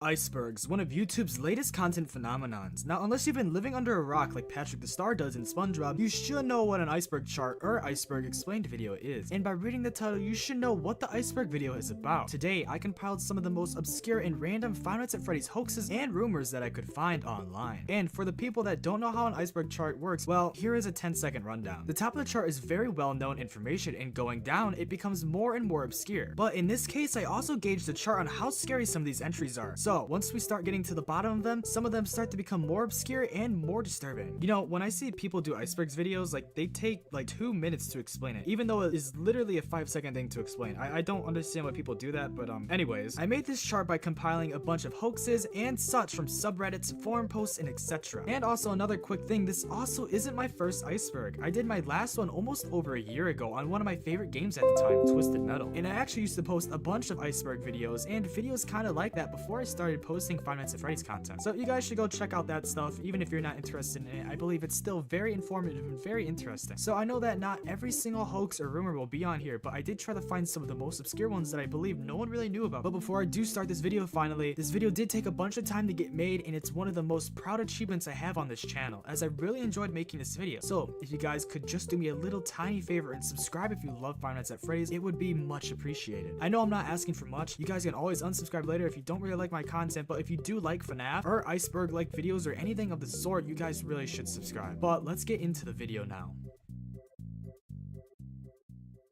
Now, I know I said a bunch of this stuff on this iceberg is supposed to be obscure hoaxes and rumors, but for the people that aren't really into FNAF, we're gonna be going over some of the most common and super popular hoaxes and rumors that were very prevalent during the first couple of Five Nights at Freddy's games, just so, you know, some people that aren't that into the know about Five Nights at Freddy's could, well, get some basic hoax information and get a nice base plate. But for the OG fans, these first couple of layers might be very nostalgic for you guys. So let's get into the first layer. Sparky the Dog. Sparky the Dog is a hoax created for Five Nights at Freddy's 1, and it was said that this was the very first Five Nights at Freddy's hoax ever made. People said that there was a very rare chance that you would see this animatronic in the backstage camera, and it would function like a bunch of the other Easter eggs in this game, where there would be a rare chance to see a Easter egg on screen, kind of just like how you would see the Golden Freddy poster on your camera. It would have a very rare chance to appear. Sparky the Dog is the most known and most notably one of the most popular Five Nights at Freddy's hoaxes ever made, as even people that never played the Five Nights at Freddy's games probably know about this. And quick little fun fact too, Scott Cawthon, the creator of Five Nights at Freddy's, was originally going to implement a wolf-like animatronic in place of Foxy, so this hoax actually kind of pays homage to that wolf character. Main stage all stare. Now this is referencing this image, and no, this image isn't a hoax. It does exist, but well, it's kind of a rumor. Let me explain. So the people that know about this image knows what this image is and has probably seen it multiple times before, as it was featured in the first Five Nights at Freddy's 1 teaser trailer. And people just thought that this was in the actual game, but guess what? It never was. In the Five Nights at Freddy's community, this is speculated to be one of the main and only Mandela effects in the entire franchise, as people vividly remember seeing the screen during their playthrough of the game, but it was actually never in any of the games. So some people started to speculate that it was only in the mobile ports of the game and that's where they saw it from, but guess what? It wasn't there either. The picture can be found in the files in the game, but was actually never used. It was only seen in the trailer. But anyways, it's a very big rumor and hoax that this was actually in the game when it never was. Phantom Bonnie. Phantom Bonnie is a hoax animatronic that first appeared in Five Nights at Freddy's 3, and people thought that this animatronic was actually in the game since there was no Bonnie in Five Nights at Freddy's 3. Now, I mean, Springtrap is based off of the Spring Bonnie suit in FNAF, so technically there was Bonnie in the game, it just wasn't the one that we were all used to. But as I said, Phantom Bonnie was never in the game, but it was a very popular hoax for Five Nights at Freddy's 3. Shadow Man Cam. This is based off of a popular hoax video for Five Nights at Freddy's 2 when the game first released. It was said that if you looked in the main hallway character for quite some time that you would actually see a silhouette of a Shadow Man on the camera. But the video was just a hoax and garnered a bunch of attention, which made a lot of people think it was real. But in all actuality, this hoax was based off of the puppet screen that you can see. If you let the music box run all the way down till the music starts playing and the puppet leaves the box, you can actually see the puppet hallucination on this camera. So I mean, this hoax is kind of based off a real thing, but the Shadow Man version of it isn't real. Purple Man Jump Scare. This hoax is referencing another YouTube video that got very popular for Five Nights at Freddy's 2. The video was about a reported jump scare of the purple guy that you could get in the game, and this was also a very popular hoax at the time that a bunch of people probably know. Now, since people didn't know the importance of Purple Guy in the series yet, except that he looked some and children, this character is very ominous and creepy, and people began to make a bunch of hoaxes about him. And this was one, if not the most popular hoax about the purple guy. But in my personal opinion, I think the next hoax on this list was the most popular purple guy hoax ever. So let's get into that one. Purple guy animatronic. Everyone should know what this picture is. Even if you don't know what Five Nights at Freddy's is or never even played the game series, you guys should have seen or well at least know this picture. This is the purple guy animatronic. This is one, if not the most popular Five Nights at Freddy's hoax other than Sparky the dog in all of Five Nights at Freddy's existence. Everyone was making videos about this strange animatronic that would appear in your office in the same spot that Golden Freddy or Balloon Boy did. Now obviously it was never true, but this actually started a bunch of mods where you would replace Golden Freddy for the purple guy animatronic, which also helped fuel the myth and legend of this character even more. And I just want to say this hoax terrified me when I was younger. I was so afraid to see this thing in my playthrough that I almost stopped playing the game after I heard about it. I don't know why, I guess it was just very unsettling for me, and it's actually still kind of creepy to this day. Gray Puppet. The Gray Puppet is a hoax from Five Nights at Freddy's 2 that was also based off of another YouTube video. Dang, we got 3 hoaxes in a row that were based off of a YouTube video. I gotta go buy like a lottery ticket or something. Anyways, instead, a very weird phenomenon happened in this video about this hoax. In the video, the audio cue that played during one of the FNAF 2 minigames that say save them plays throughout this video. As the guy is surviving throughout the night, this audio is playing in the background. And after the audio cue was over, the puppet jump scared him, but it was great. Now in the video, it made this whole occurrence very mysterious and very unsettling, as if it were normal to gameplay. And since it seemed like a very real hoax, people believed it. It actually seemed like something that could happen during normal gameplay of FNAF 2. But other than that, there's not much more information about this hoax. It's just a fake YouTube video that got very popular. Freedom. Freedom isn't a hoax, and it's not really that much of a rumor. I mean, I guess you can consider it a rumor, but it was debunked fairly quick. Now what this is referencing is when the FNAF 2 trailer came out and the jump scare from Foxy at the end of it was played, people thought that it actually sounded like Foxy was screaming freedom during the jump scare. Here, I'll play it for you guys.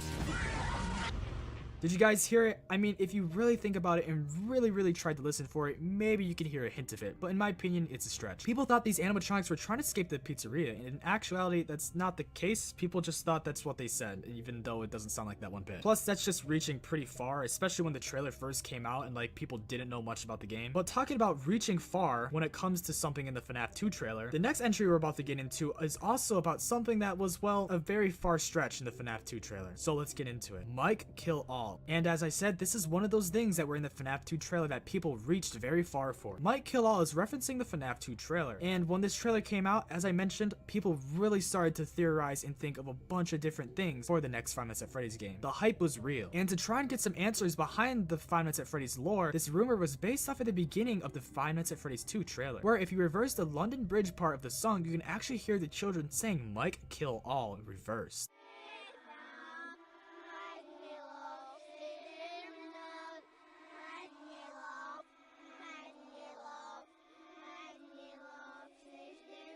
And for the people that don't know, you play as Mike Schmidt in the first FNAF game, and people thought that Mike killed all the children and stuffed them into the suits, and that's why they were attacking him in the first game. But as more games released, we realized that wasn't the case and that William Afton acted or unleashed those kids. So as more games came out, this hoax and rumor was laid to rest. FNAF 3 cancelled. Now for a short bit here, people thought that FNAF 3 was actually going to be cancelled, and that was because of a fake leak that was made online about the game. And well, there was also a very bad fake Five Nights at Freddy's 3 fan game that used a bunch of stolen assets from other games, including previous FNAF games. So because of all of that, it was said that the game was going to be cancelled by Scott and that it wasn't going to come out. Now this isn't actually really a rumor and a hoax, at least this part isn't, because this was officially announced by Scott Cawthon that the game wasn't going to be released and it was going to be cancelled. But I guess we couldn't consider it a hoax if that was the case, because while it was never cancelled, we did get a fake FNAF 3 game, but I guess it really wasn't a hoax back then. Nowadays we obviously know it wasn't a hoax because the game did come out. But no, Five Nights at Freddy's 3 wasn't cancelled. Withered Toys. The Withered Toys was a hoax for FNAF 3 in which people saw the first teaser for the box of animatronic parts. People thought that we would be seeing the withered versions of those animatronics. I mean, the toy animatronics weren't withered, but I mean the withered ones were withered, but that's not what I meant. I also remember hearing a hoax about the toy animatronics slowly degrading over the course of Five Nights at Freddy's 2, and they would eventually become like Mangle and become withered and destroyed, but that was short-lived because it was obviously not true. Just play the game and you'll see that they don't get withered over time. Shadow BB. Shadow Balloon Boy is a hoax in Five Nights at Freddy's 2 Mobile Edition, and it's pretty obvious what this hoax is about. People said that there was a shadow version of balloon boy that could be found in this mobile version of the game. And this very popular hoax image came out online of the supposed Shadow Balloon Boy. Now, we should all know that this isn't true, but some people actually believe that Shadow Balloon Boy is actually hidden in the files of FNAF 2, or at least the mobile version, and is still there to this day. Fake teasers. Now, I put this one here because it's a very broad subject for Five Nights at Freddy's hoaxes, and even if you haven't seen all of them, you've probably at least seen one of these fake Five Nights at Freddy's teasers. And this one is actually one of the most popular ones. This one includes a fake Five Nights at Freddy's animatronic, also known as New Freddy, and people would copy and paste this animatronic into a bunch of their fake teasers. And well, there's also another very popular one that we can't forget about that we're going to talk about in the next entry, Freddyland. Now, one of those said fake teasers was a Freddyland, and this teaser was originally for Five Nights at Freddy's 3. This fake image surfaced online sometime before FNAF 3 had its own official trailer, and people thought this was the real official trailer for FNAF 3. There was multiple theories of where this game was going to be located at, and well, this theory made people believe that it was going to take place in a whole amusement park, or well, maybe a carnival, but something along the lines of that. This was a very popular hoax image, and I bet people that never even played the game have probably seen this teaser before. Now, all of those hoaxes and rumors were fairly well known, especially among the FNAF community. Just like how I said earlier, even if you guys aren't that much involved in the FNAF community, you guys have probably seen these. Even if you're brand new fans, you guys should know about these. And I mean, I remember these also very vividly. I mean, I was an OG FNAF fan. I was a fan ever since the first Markiplier video came out about the games. But regardless of that, we're gonna start to get into layer 2. These ones are pretty popular, but aren't as popular as the ones in layer 1 are. These ones are fairly well known, but also some people might not know of these, so let's get right into layer 2.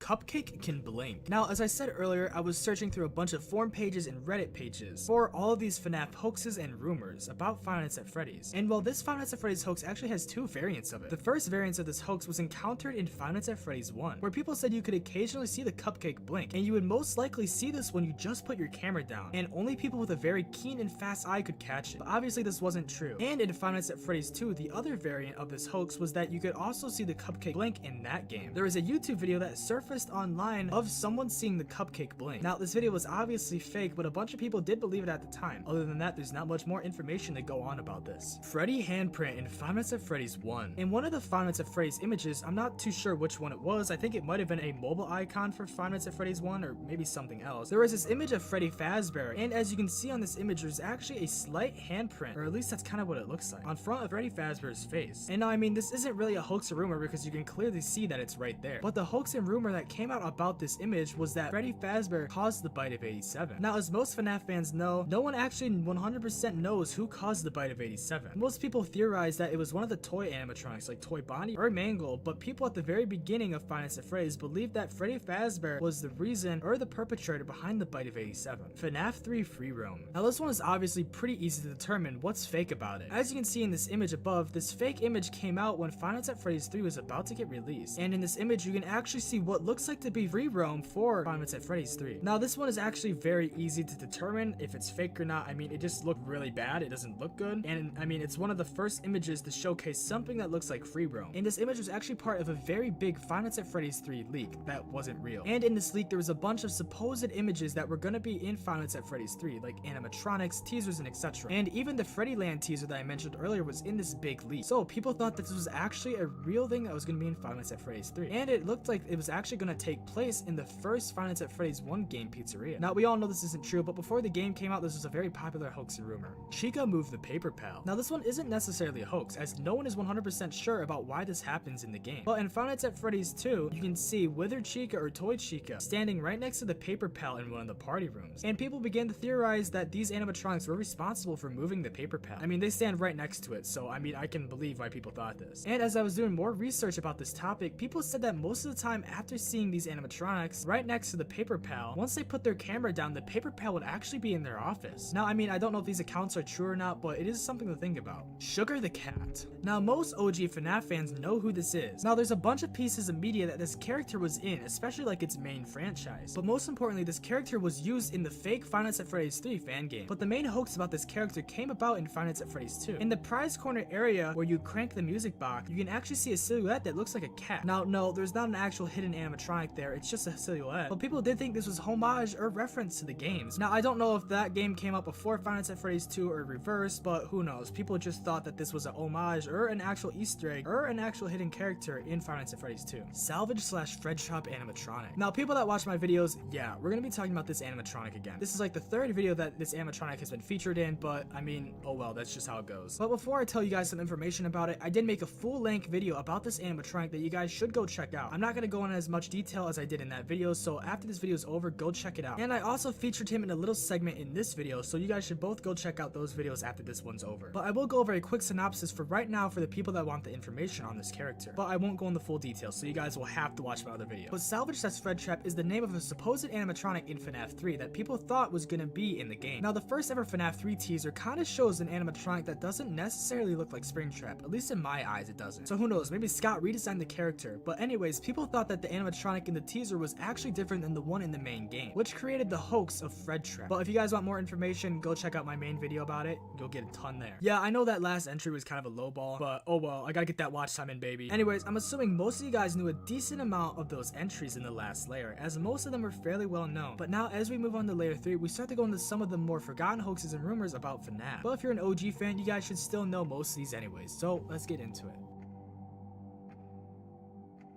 Puppet TV screen / possessed plushies. Now this one's actually kind of popular. Well, I mean, I guess it's a tad bit forgotten, but this image leaked online shortly after FNAF 2 was released. And as you can see, all the plushies on the desk have white dotted eyes as if they were possessed, and the screens behind them have static on them with the puppet on screen. Now I can't originally find where this image was posted at, but I'm assuming that the post caption or something along the lines of it was that this was a rare Easter egg that this person encountered. Because I don't know where else you would find something like this other than if it was an Easter egg. But no, this isn't true, but it would be kind of cool if it was. Cupcake is a camera. Now this one's pretty obvious. It was speculated that in FNAF 1 that the cupcake was actually a camera to spy on you. Now, I mean, who would be watching you though? The theory probably didn't get along that far because, I mean, like, it just doesn't really make sense. I mean, maybe, like, you know, it's a hive mind and all the animatronics can see, you know, blah, blah, blah, blah, blah. I don't really know. But, you know, that's probably because it's a far-fetched and kind of obscure theory. But, I mean, who knows? Maybe it really is a camera. Also, I guess this theory also kind of goes along for every FNAF game that has a cupcake in it. But, I mean, this one was particularly for the first one, but, you know, it could be included into every other game. So, I really don't know what else to say about this one.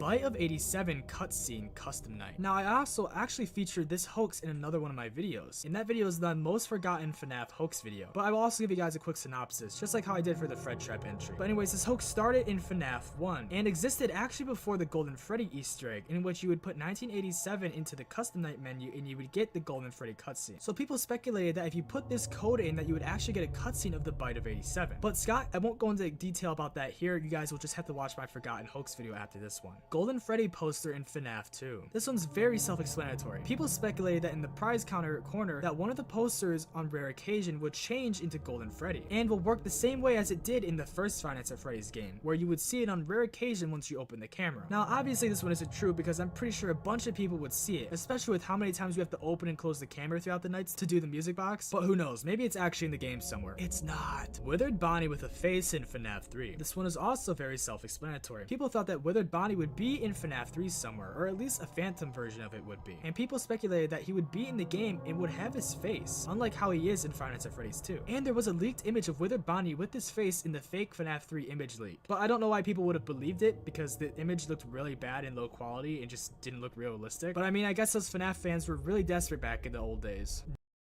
The fake FNAF 3 image leak. But I don't know why people, I guess. Just like how JJ shows up in FNAF 2, people speculated that since there was a Nightmare Balloon Boy variant, that there would also be a Nightmare JJ. Now this one was actually a very believable hoax, as the images that were online of this hoax looked very realistic. And for the first time in this video, I would say if you believe that this hoax was real, you weren't the only person. I mean, I guess, you know, the Sparky the Dog hoax was very believable too, but that's not the point. As hoaxes started to become worse and worse throughout the game franchise, it was very rare for a hoax, especially from FNAF 4, to be so believable. I mean, just look at these images. They're actually really good, especially for a hoax that was all the way in FNAF 4. Pair of eyes in Balloon Boy. In FNAF 2, when Balloon Boy enters your office, people looked very closely into his mouth and saw, well, what looked like to be a pair of eyes. Now, while looking at it, you can actually kind of see eyeballs. And while people believe that Balloon Boy was stuffed with a child because of this, but I mean, look at how thin his neck is. I just don't think that'd be possible. Plus, bro is too short and stubby for a child to be stuck in there. But this isn't really necessarily a hoax. I would say this is more of a rumor, because we've actually never got a confirmed reason of what was inside of Balloon Boy to make this weird shadow, or, well, whatever this is. Chrome Chrome Freddy. Chrome Freddy was a hoax for FNAF 3 created by the very popular YouTuber Jimothy. And well, I'm not gonna go into detail, I'm just gonna show you the video. After a while, if you just dick around with the cameras, eventually Chrome Freddy will come and put you in his mouth. It's totally FNAF 3 troll game Springlock music. Yeah, this title's a little bit confusing, I know, I made the iceberg, but I'll explain it. So since FNAF 3 was supposedly leaked and cancelled, Scott made this troll game, and in typical Scott fashion as well. And as his FNAF fans believed, it was gonna be the real game, and it wasn't. But anyways, that's not the point. The main menu music for this troll game was actually originally the music that was supposed to be used in FNAF 3. And well, this music is actually very disturbing. Now, one of the rumors that revolved around this strange, disturbing menu music was that the game was actually going to take place in a sewer because it sounded like dripping water and something that you would hear in a sewer. But my own personal opinion and theory on this topic is that it's the sound of William Afton after being springlocked and dying alone in the safe room. Here, take a listen and tell me what you think.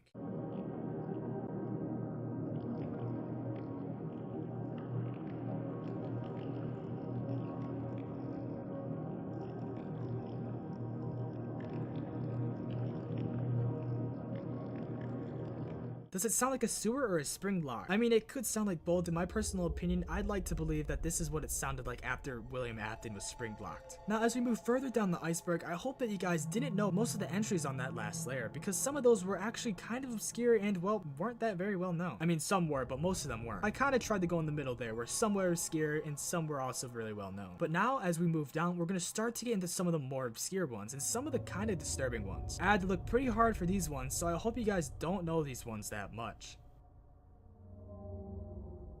Puppet TV screen / possessed plushies. Wait, didn't I just do this one? Oh, I guess I put it in twice.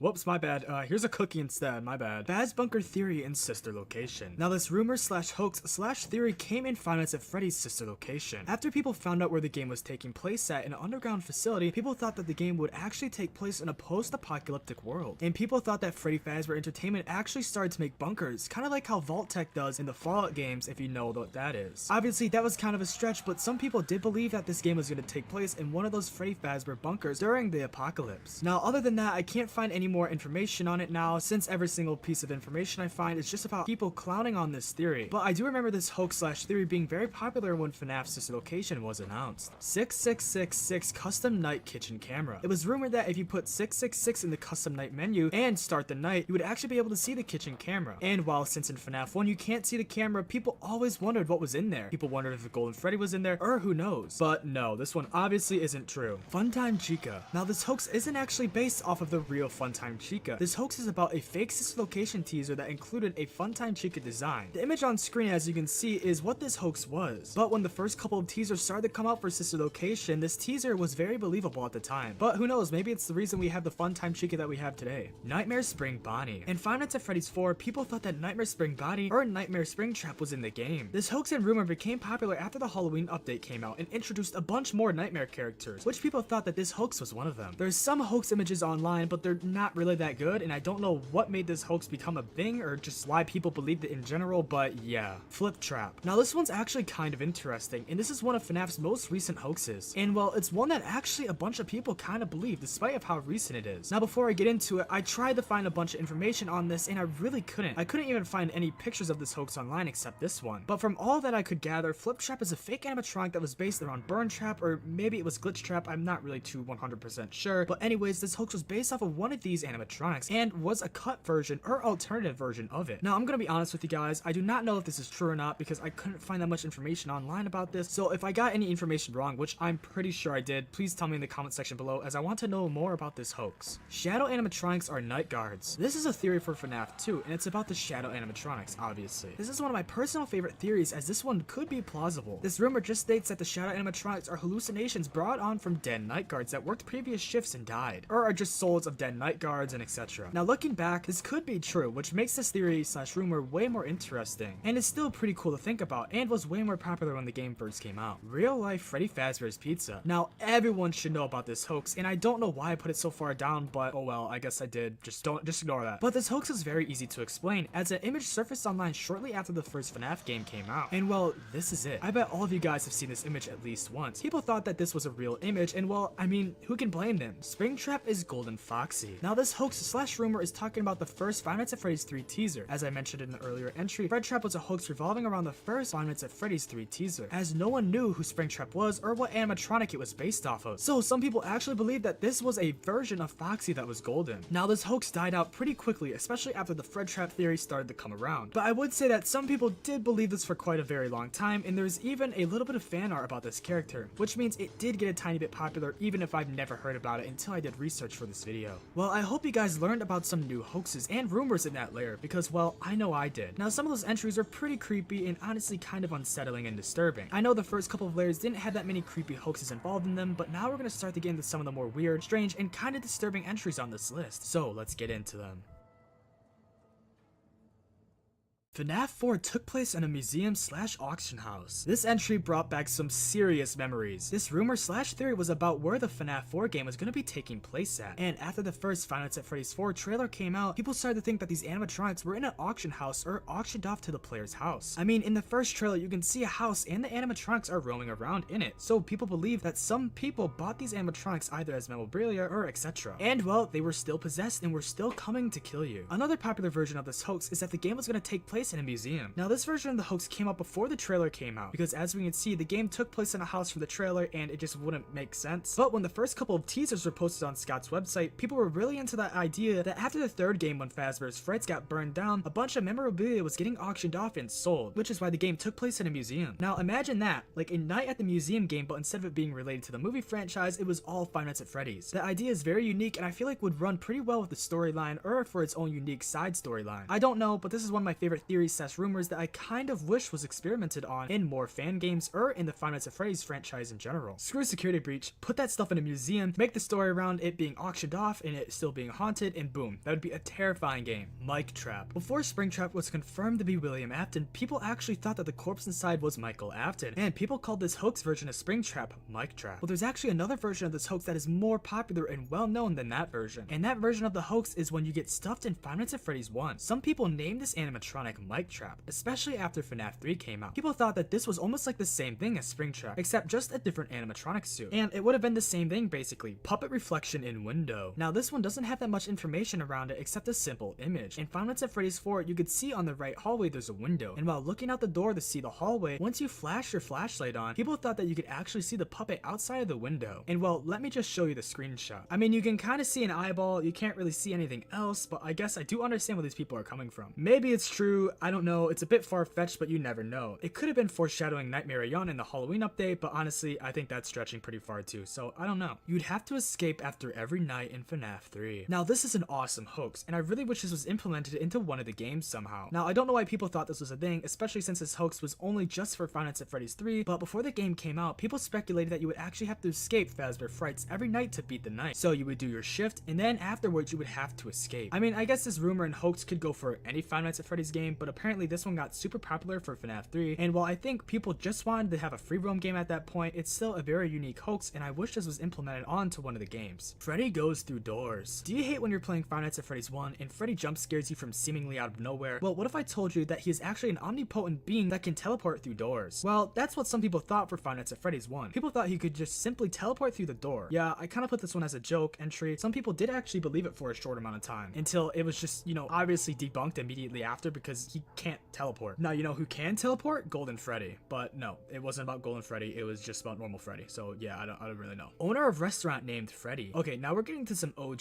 theories for the first FNAF game. Before any major lore was set into place, people speculated that the owner of the restaurant was just named Freddy, and named Freddy Fazbear's Pizzeria after himself. It's a very simple rumor slash theory, but we all know it isn't true anymore, but yeah, it's just something that people thought of. Withered Bonnie had a skull inside his head. This one is just what it says. People said that you could see a skull inside of Withered Bonnie, but I mean, I just can't see it. Maybe you guys can, I don't really know, but yeah, I don't see anything, so I don't know. Freddy is advanced AI. This one's an interesting one. In Five Nights at Freddy's 1, people thought that Freddy Fazbear was actually a very advanced AI, and the reason people believed that is because he wouldn't move until the later nights. So some people said that he was actually analyzing how the other animatronics move and how the player played the game, and after he analyzed all that, he would begin to strike and attack during the later nights. Now this is a really good theory actually, and for the first couple of games this is actually kind of plausible, especially when Five Nights at Freddy's 2 came out, and the phone guy mentioned that the animatronics had a criminal database built inside of them. So I mean, it isn't that far-fetched, but lore-wise, yes, these animatronics are very ahead of their time for what they are capable of. But gameplay-wise, no, Freddy cannot actually track what the player does throughout the previous nights, and does not plan his attacks accordingly. But it would be very terrifying if he could. The Living Tombstone songs are canon. No, they're not. It'd be pretty cool if they were, but no, they're just not. People believe that they were because Scott did acknowledge these songs and said what his favorite one was a very long time ago, but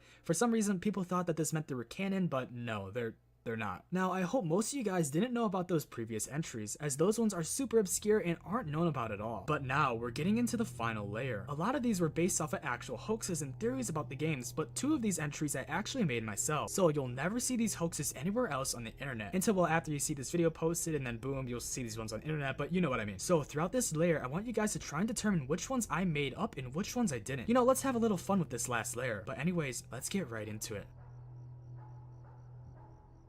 They hide your body and never tell anyone. Now this one's kind of getting in the creepypasta territory. This hoax is about a supposed minigame of the crying child, and how what was inside of the locked box at the end of FNAF 4 was the body of the crying child. Now the main premise of this supposed minigame was to play as a character carrying the crying child's corpse to the box and hiding it away forever. Supposedly this minigame was supposed to be very brutal and very bloody, but well, it was never in the game, but some people believe that that was what was hiding inside of the box. Based on real life, this entry is talking about the first ever game theories video about Five Nights at Freddy's 1, and how MatPat related the events of Five Nights at Freddy's 1 to an actual real life at a Chuck E. Cheese. Now, to not talk in bad spirit about the victims or about the whole situation in general, just note the theory is not true. It was quickly debunked, and especially looking back on it, it just doesn't make any plausible sense. I guess it could kind of correlate and make sense to the first game, but after all the new lore, we obviously know this isn't true. And this one's so far down not because of how obscure it is, but because of how disturbing it is. And if you don't know what I'm talking about, just watch the first Five Nights at Freddy's game theories video and you'll understand. Freddy Fazbear's has a basement. Have you ever played the first ever Five Nights at Freddy's map in Gary's mod? Now the reason I'm asking this is because this map has a basement in it, which made people speculate that there was actually a basement in Freddy Fazbear's Pizzeria in the first game, and it was located somewhere in the back room off camera. Now if you don't know what I'm talking about, I have footage on screen of it, so don't worry about it. People speculated that this is where William Afton would lead the children to game end them, and that he would hide their corpses in the basement before he could stuff them. Which I mean, if the basement was just connected to the back room and hidden off a camera, no one would ever suspect anything or see anything happen. Just lock that door and boom. And some people actually speculate that Golden Freddy, instead of being in the kitchen, was hidden in this hidden basement area. In the Gary's mod map, this is where the generator for the power supply is at. So a bunch of people actually correlated these things and thought the basement was actually canon in the real Five Nights at Freddy's 1 game, but we'll never know because it was never denied or confirmed. Scott Cawthon sold his soul. Would you do whatever it takes to become successful? Do you want to become a famous singer, actress, musician, model, or etc.? Well, some people might want to choose a different career path, and that goes without saying that Scott Cawthon might have been one of those people. After developing games for many years of his life and having all of them fail tremendously, Chipper & Sons Lumber Co. was Scott's final game before he retired, as all of his other games failed, including this one. And after getting a bunch of hate and bad reviews on this final game, Scott finally snapped. He couldn't take it anymore. He wanted to retire but knew that he couldn't. He wanted to go out with a bang. So Scott made a deal with the devil and sold his soul to become the most popular indie game developer ever. And getting into a depressive state, he finally went with it, and feeling inspired by one of the hate comments telling him the characters in Chipper & Sons Lumber Co. looked like animatronics, he used that inspiration to make Five Nights at Freddy's. And with little to no support or any money coming in to fund the game, he went all in. And immediately after the release of the game, it became one of the most popular indie games and games in general. Now, why do you think this happened? Well, because Scott Cawthon sold his soul. Or well, at least that's what some people think. How do you get overnight success like that from developing a stupid little video game? Did he get successful because his game was innovative, terrifying, and unique, or was there something else going on behind the scenes? Some people say that he did sell his soul, but I guess we'll never know. FNAF 4 based on Scott Cawthon's house. While developing Five Nights at Freddy's 4, people speculate that Scott actually used real floor plans of his house. I mean, not exact replicas, because what room has 2 doorways that lead to a hallway, but some people believe that he used a real life inspiration in his own house to actually develop the rooms, hallways, and etc. And same with the minigames. People said that he used the same floor plans for the FNAF 4 minigames, including the crying child, who actually developed the layout. I mean, I guess we'll never know, but this is a very plausible theory, and it would explain why the pictures in the hallway are of his real life family.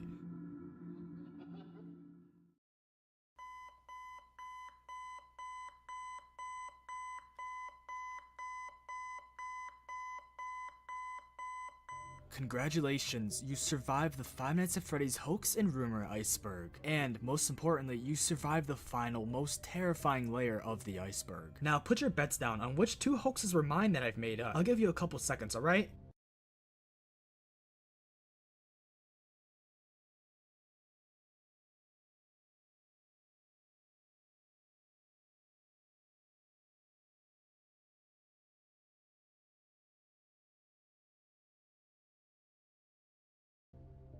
Alright, do you got your bets placed? Well, I made up the final 2 entries. I know, those are pretty good ones, right? But I do hope you guys enjoyed this ice.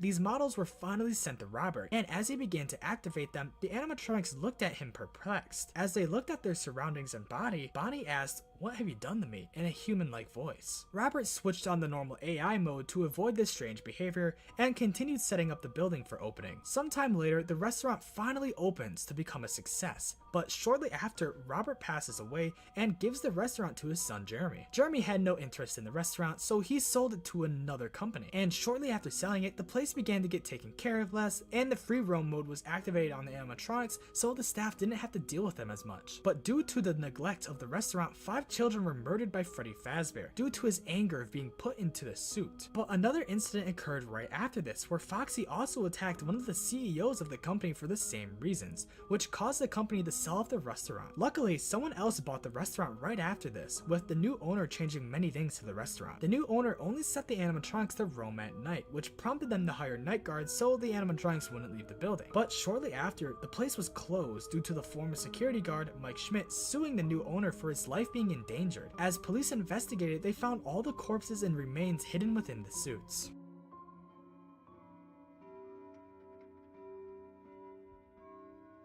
In the Aftermath is a story that shows us what really happened in Phone Guy's final call from FNAF 1, giving us an in-depth look of his thoughts while recording the messages for the next security guard, while also explaining what happened after his death and what happened to Freddy Fazbear's Pizza in the aftermath of his passing. The story begins with Phone Guy putting in his resignation, but his boss needed him to work one last week, just so they can find another night guard to take his place after he left. So Phone Guy reluctantly agreed and went in for his final week, starting his shift. As he began his shift, he started to think about his replacement and how he wouldn't know what he'd be getting himself into. So the Phone Guy eagerly picked up the phone and recorded his first message. The story continues as Phone Guy records the rest of his messages for the next night guard, making multiple voice recordings explaining various things in depth. But as he is recording these messages, the animatronics are starting to become very aggressive and are trying to get into his office. But that was until Phone Guy noticed that he was using a lot of his power while recording these messages, which eventually led to him running out of power and getting attacked by the animatronics. The story then switches over to a news broadcast explaining that one of the animatronics escaped the building during the night, with the news broadcaster going into detail how there was no one to prevent the animatronics from leaving the building because the night guard had seemingly quit. The story then moves into the aftermath of the Phone Guy's death, with it being explained to the reader how Freddy's was due to close because 5 children were found murdered in the back room, and how it really affected business for the restaurant, with it also being mentioned that the animatronics were continuously breaking down and malfunctioning, which led the manager to officially announce the closing of Freddy Fazbear's Pizza.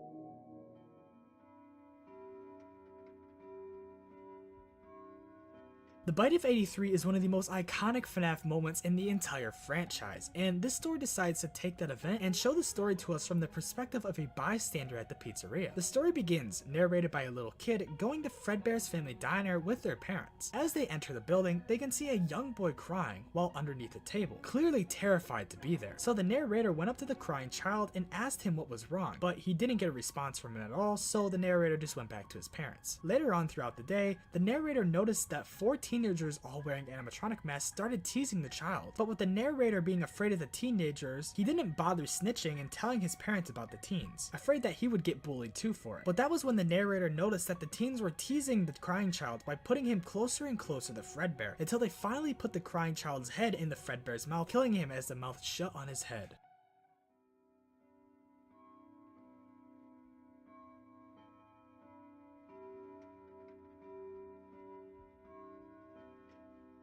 This is where we start to get into some of the more bad creepypastas, with bad writing and etc. But the story is very short, so I'm just gonna read it in full. The year was 1987. Freddy Fazbear's had reopened. I decided to go. I was 12, so the animatronic shows were kind of dumb. Balloon Boy was stupid, Kid Cove was only for little kids, but one area I liked, the puppets area. He gave the prizes, nothing else. His area was not quiet because it had a faint music box in the background that always calmed me down. The only downside was that the puppet was creepy. He had an odd smiling face and never said a word. He only laughed when he gave kids prizes. But back to what I was saying. It was a great place and had delicious pizza and fun games. But sadly, one time I accidentally got locked in the pizzeria. I walked around trying to find a spare key or something to break the door with, and I found a room labeled parts and services. I knew old animatronic pieces were in there. They might break a door, so I opened it. It was dark, but luckily I had a flashlight with me. I turned it on, and I found a loose arm on an old Bonnie the Bunny model, so I ripped it off. I had trouble walking back to the exit, and I stumbled into the puppet's area. The music box was playing, and I found a key. I threw the arm behind me, knowing that the key would be easier to use, but the arm fell in the music box, and the music stopped playing. The puppet then rose out of the box. He said, "Let's play," and ran after me. I was quicker, but just by a bit, so I quickly unlocked the main door, got outside, and locked it up again.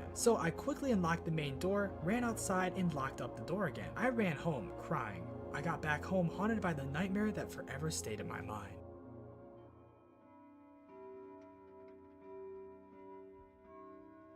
This story is also not the best, with the video narration of it not being very understandable as well, so due to the story's difficult to understand nature, I'm going to be doing a very quick summary of this story. This creepypasta is about the narrator sneaking into the brand new Fazbear's Fright attraction because why not? As they explored the closed attraction, they stumbled upon a locked room, which they then break into as well, and as they enter the room, they hear a loud thud. As the narrator turned towards the sound, he saw a destroyed animatronic that was twitching on the ground, but as he went to leave the room, the lights went out and began flickering. And as he was trying to find his way out, he noticed that the animatronic was now blocking the exit to the room. As the lights went dark again, the narrator heard another thud and realized that the animatronic fell into the ground, presumably running out of power. As he ran for the exit, he tripped over what he thought was a human head, and after seeing this, he passed out, but miraculously woke up outside of the building safe. I mean, that's not the full story, but like, it's kind of the whole premise behind it. It's not the best. It doesn't really make too much sense.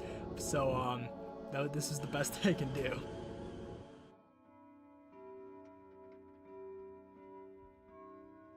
This story takes place immediately after FNAF 6, where William Afton was finally put to rest during the fire that finally killed him. The story is told in an outside perspective, explaining what happened to William afterwards, and it starts with William floating in a black abyss, realizing he was finally dead after all of these years. He was joyful, realizing he wasn't actually in hell, but instead a weird limbo-like place. He began laughing hysterically, realizing Henry killed him for nothing, as he wasn't suffering like how Henry hoped he would have after his death. But then a strange light appeared in the abyss, and from the light came a small box which dropped into his hands. He proceeded to open the box, which seemingly teleported him out of the abyss, but into a heavenly-like realm where he could see a man walking on the clouds. William asked if he was God, and the man responded back to him listing off all of his crimes, telling him that he made a special place just for him. William seemingly teleported back into the abyss, where 3 words appeared in front of him: Ultimate Custom Night. But before he could do anything, the words disappeared, and God said that that was actually Michael's personal hell instead, not his. As God apologized, new words appeared in front of Afton,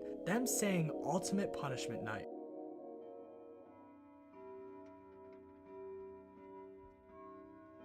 This story is rough, but it's quick, so I'm gonna read it in full as well. My parents were bringing me the Freddy Fazbear's Pizza with David and Joey. When we got there, Golden Freddy was already out on the dance zone. David, Joey, and I ran over immediately because we love Golden Freddy. He was throwing tickets around near the prize counter and said he had more in the back. He went to get them as we collected the remaining ones. When he took a while to come back, the other children went away.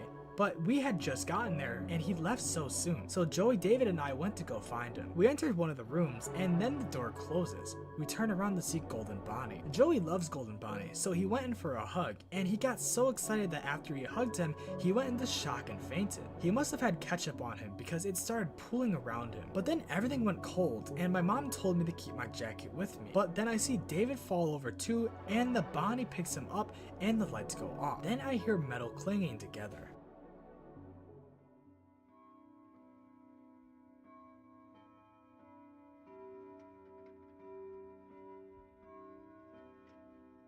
Now for this layer, most of the stories are fairly short, so I'm just going to be reading every single one of them in full. Plus some of these you need to read fully in order to even understand them, so let's just get into it. It was only a few days after the release of Five Nights at Freddy's 4 when it happened. I was checking scottgames.com looking for a new teaser image. Sure enough, the image of Plushtrap was still there. Terrible things come in small packages. It hadn't changed. I hit refresh to see if there was a new image. After I pressed the button, the screen went blank. There was nothing on the screen at all. It was like my monitor was asleep. I moved my mouse to try and get it to react, but nothing happened. After what felt like an hour of waiting, I saw something flash on the monitor, something that looked a bit like Fredbear. I didn't get a good look at it, but immediately following the jump scares thing was a blue screen. What the hell? I said to myself. I forced the computer to shut down and I restarted it. There were all kinds of 8s and 7s flashing by, almost like someone had hacked my computer. I could have sworn I saw Golden Freddy flash by a few times. I even heard "It's me" being spelled out on my speakers. I tried muting the sound, but it didn't work. It just made it louder. I tried opening Steam, but my screen said "you can't" for about 2 seconds. Then, out of nowhere,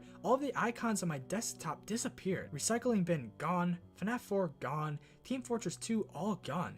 Even the taskbar disappeared. Everything went black. 5 minutes later, the screen was tinted red, almost like the cat dose from Spooky's house jump scares. There were still hundreds of 8s and 7s flashing by, but there was one thing that was different. I didn't hear static anymore. I heard distorted church bells. 12 bells. I looked at the clock. Just as the bells predicted, it was midnight. I looked at my monitor again. There was a single icon. It said SC877 Games. I was hesitant to click on it because I wasn't sure what would happen. Eventually, I clicked on it because why the hell not? I was nervous. It took a while to load, but then the window went full screen and I saw something absolutely terrifying. It was a close-up of Fredbear's unholy face. I nearly screamed when I saw it, mostly because all I heard in the background was Nightmare's jump scare audio. That played for hours. For a few minutes, I just sat there. I was horrified. Eventually, I asked myself a question. What is going on here? At that point, I didn't think anything could be scarier. Why? Because Fredbear replied to me. Keep telling yourself that this is in your head, boy. Fredbear said. What in? I'm sorry, but did you just say something? Indeed I did, mortal. I am not real, but not fake. I can hear every word you say. I am living yet unliving. For I am the Fredbear virus. You have been infected. Why are you doing this to me? Can't you go find another guy and infect their computer? If only you knew. If only you knew the pain of being alive yet dead, but dead yet alive at the same time. It is painful. This is your nightmare. Accept it. With that, Fredbear jump scared me. I shut my computer down and went to bed, thinking about what he had said, dead yet alive. The next morning, I was afraid to turn on my computer. I was afraid that Fredbear was waiting for me, so I turned my computer on, and I found a red screen. There was all kinds of weird source code, 8s and 7s scattered everywhere. Fredbear_virus_exe repeated multiple times, and a final message that read, "You can't escape death, whether it be at the hands of a killer, in the mouth of a beast, or in the comfort of your gurney. Death will find you. You have been warned. This computer will now shut down entirely." After that, my laptop shut down forever. It never reactivated. I tried recharging it, but it was a no-go. There was no going back.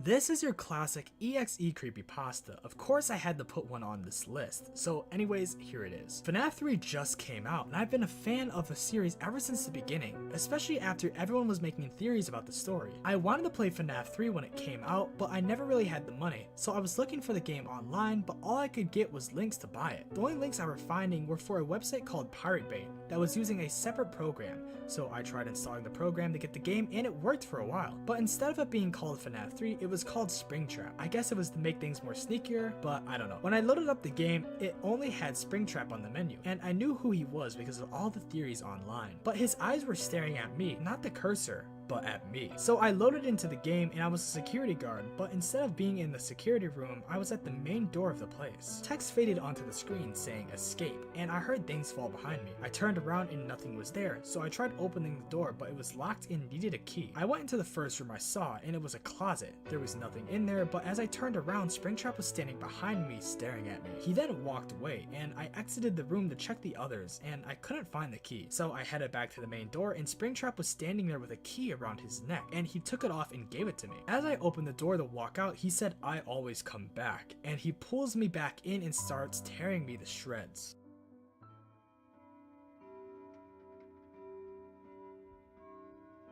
Now this story has a very unique idea behind it, but the writing just isn't the best, so let's begin. You probably know a horror game franchise called Five Nights at Freddy's, right? Well, there was rumored to be an unreleased game which was claimed to be the first Five Nights at Freddy's game in the franchise back in 2013. It was believed that Scott wanted to make a real horror game, unlike the other ones and like the other horror games like Slender, Amnesia, and Outlast, but then realized what mistake he made and stopped. The time I found the download and played it was in December 13, 2014. While I was messing around with inspect elements in Scott's website, I decided to type in scottgames.com/offlineexe for some random reason. But when I pressed enter, a download appeared titled Five Nights at Freddy's Zeros. I was confused by why Scott would add a download in such a random link, but I was pretty proud of myself for being the first to discover it. When I clicked on it, it took me to a menu which was the same menu as Five Nights at Freddy's 1, but the V031 was gone and the Scott Cawthon 2014 in the title were replaced with Scott Cawthon 2013 and Five Nights at Freddy's 0. I hit new game. It didn't take me to an intro with the newspaper stating that Freddy Fazbear's Pizza needed a new night guard. In fact, it just skipped straight to the game. The security office didn't look very interesting, a gray blank wall with no posters and a hallway in the middle, and a table with a puppet plushie which seemed withered and had a cracked mask with blood running from his eye holes and organs bursting from the chest. Then there was a phone call. Hello?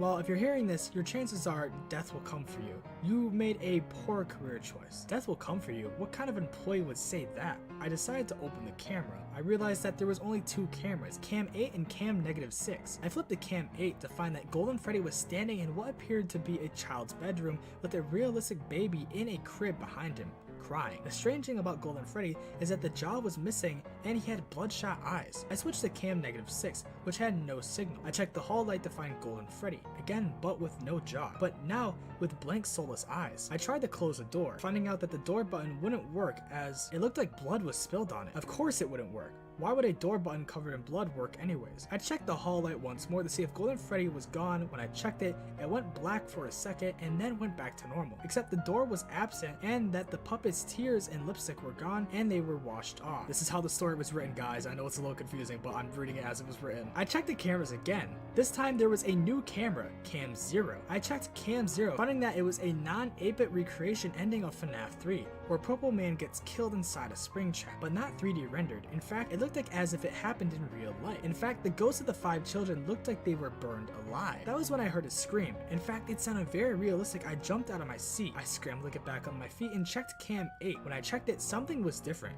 The baby that was in the crib was absent and Golden Freddy was soaked in blood. Blood drained from my face and was refilled with dread. A dread that Golden Freddy would look at me. So I quickly switched to cam -6. When I saw cam -6, I was horrified. What I saw was a picture of a child inside an abandoned Freddy Fazbear's Pizza, lying down with the same details as the puppet plushie in the office. Cracked open head, bleeding eye sockets, and organs bursting from the chest. But unlike the puppet plushie, other organs were spilling out of the mouth. That was a full sentence, by the way. And behind him were 2 legs with purple pants on that were covered in blood, possibly the Purple Man. I almost vomited at this point, so I closed down the monitor, only triggering Golden Freddy's jump scare. Not the same one Golden Freddy would use in this version. Golden Freddy actually had teeth, showing like the poster of Golden Freddy you would see very rarely, including the slowed down version of the screen for 1 second until my computer crashed and went blue screen. At that point, what I saw from the corner of my eye, what looked like a bloody jawless Golden Freddy. I quickly looked at where he was standing, but I saw nothing. I looked back at my computer screen,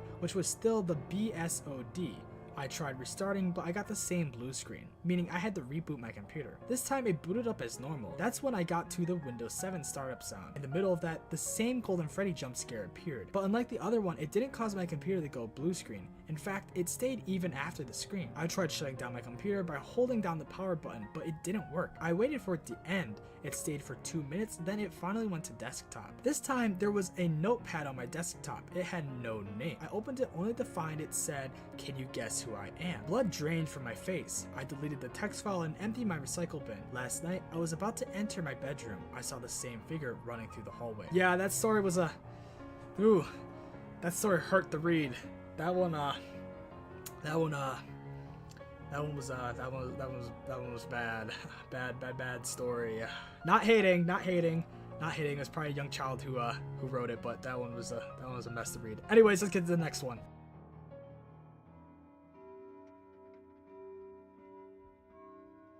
We're finally onto the last entry of this iceberg, so I hope you guys are excited. Now, this one has an interesting backstory behind it. As I was researching for this video, I stumbled upon a forum post on some miscellaneous website which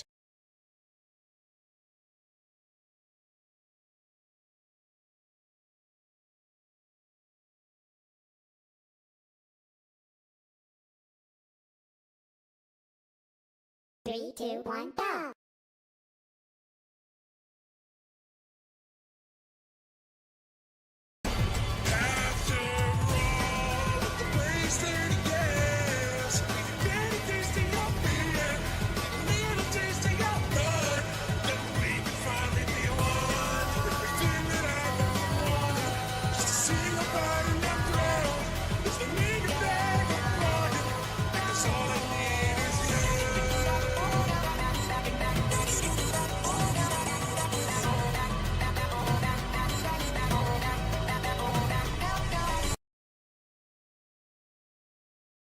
Welcome to the Roblox Innovation Hub Awards. I'm your host, Devout, and I'm gonna tell you exactly who to vote for and who will win. I'm gonna provide proper guest analysis and commentary with my great inside knowledge of the Roblox community, and we're gonna have a look at who's up for what. I've seen a couple of things already about the Innovation Awards, and oh, this is another one of those moments where the stupid Roblox app, I need to go into this through that, because otherwise I gotta download and install Roblox. So to the Roblox Innovation Awards 2024 voting hub. Here you can vote for some of your favorite experiences and developers and predict who will take home some of the biggest awards of the year. Every day there are new categories to vote on, so be sure to check back often.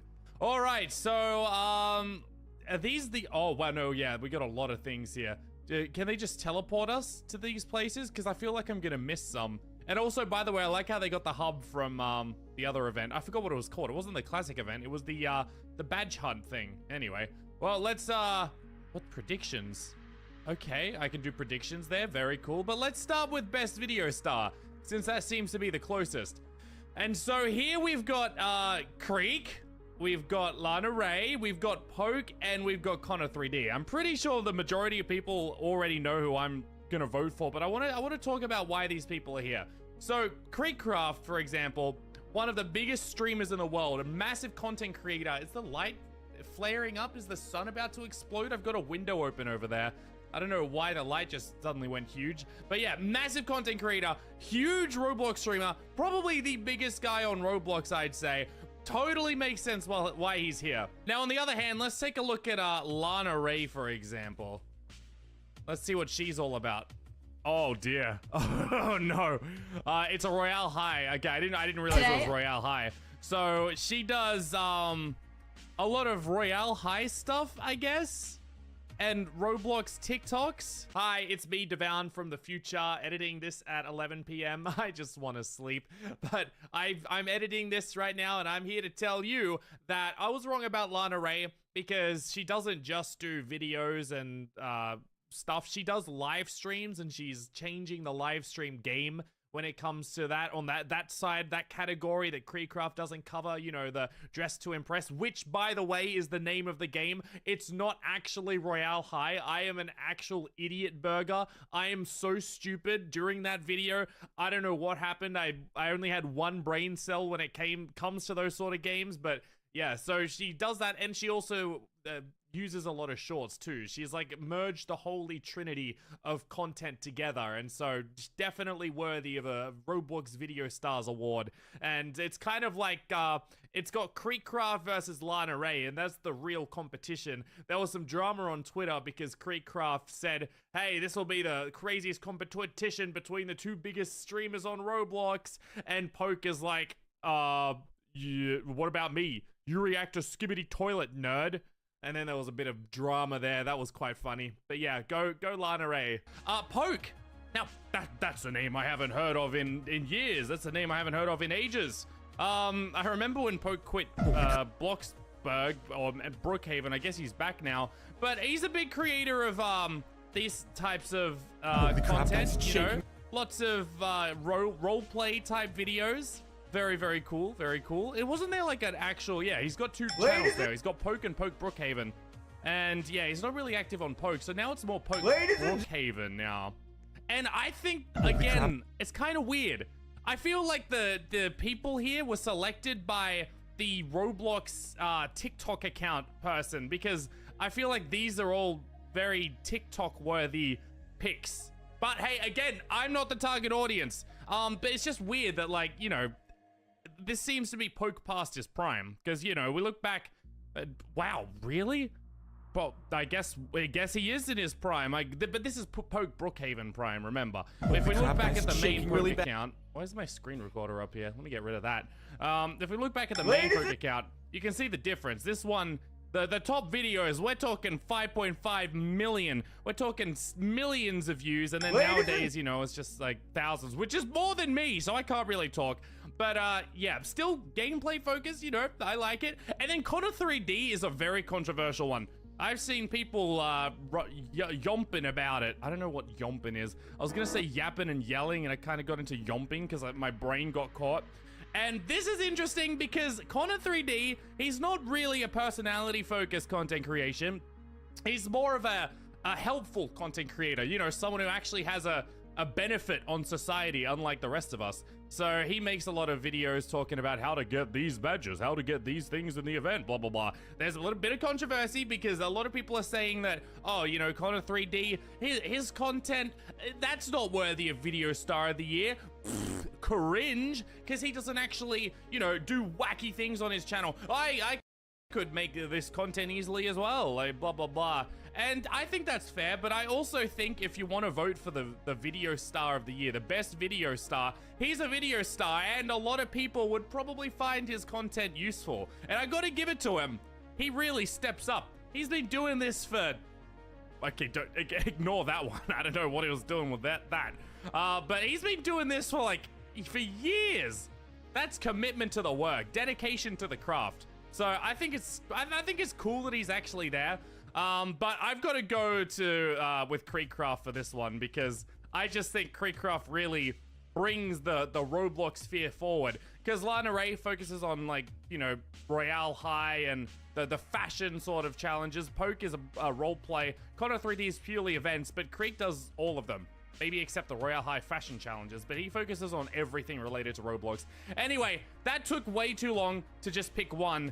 Can I go predict that now? Or do I, oh, is it RDC voting? Let me go here.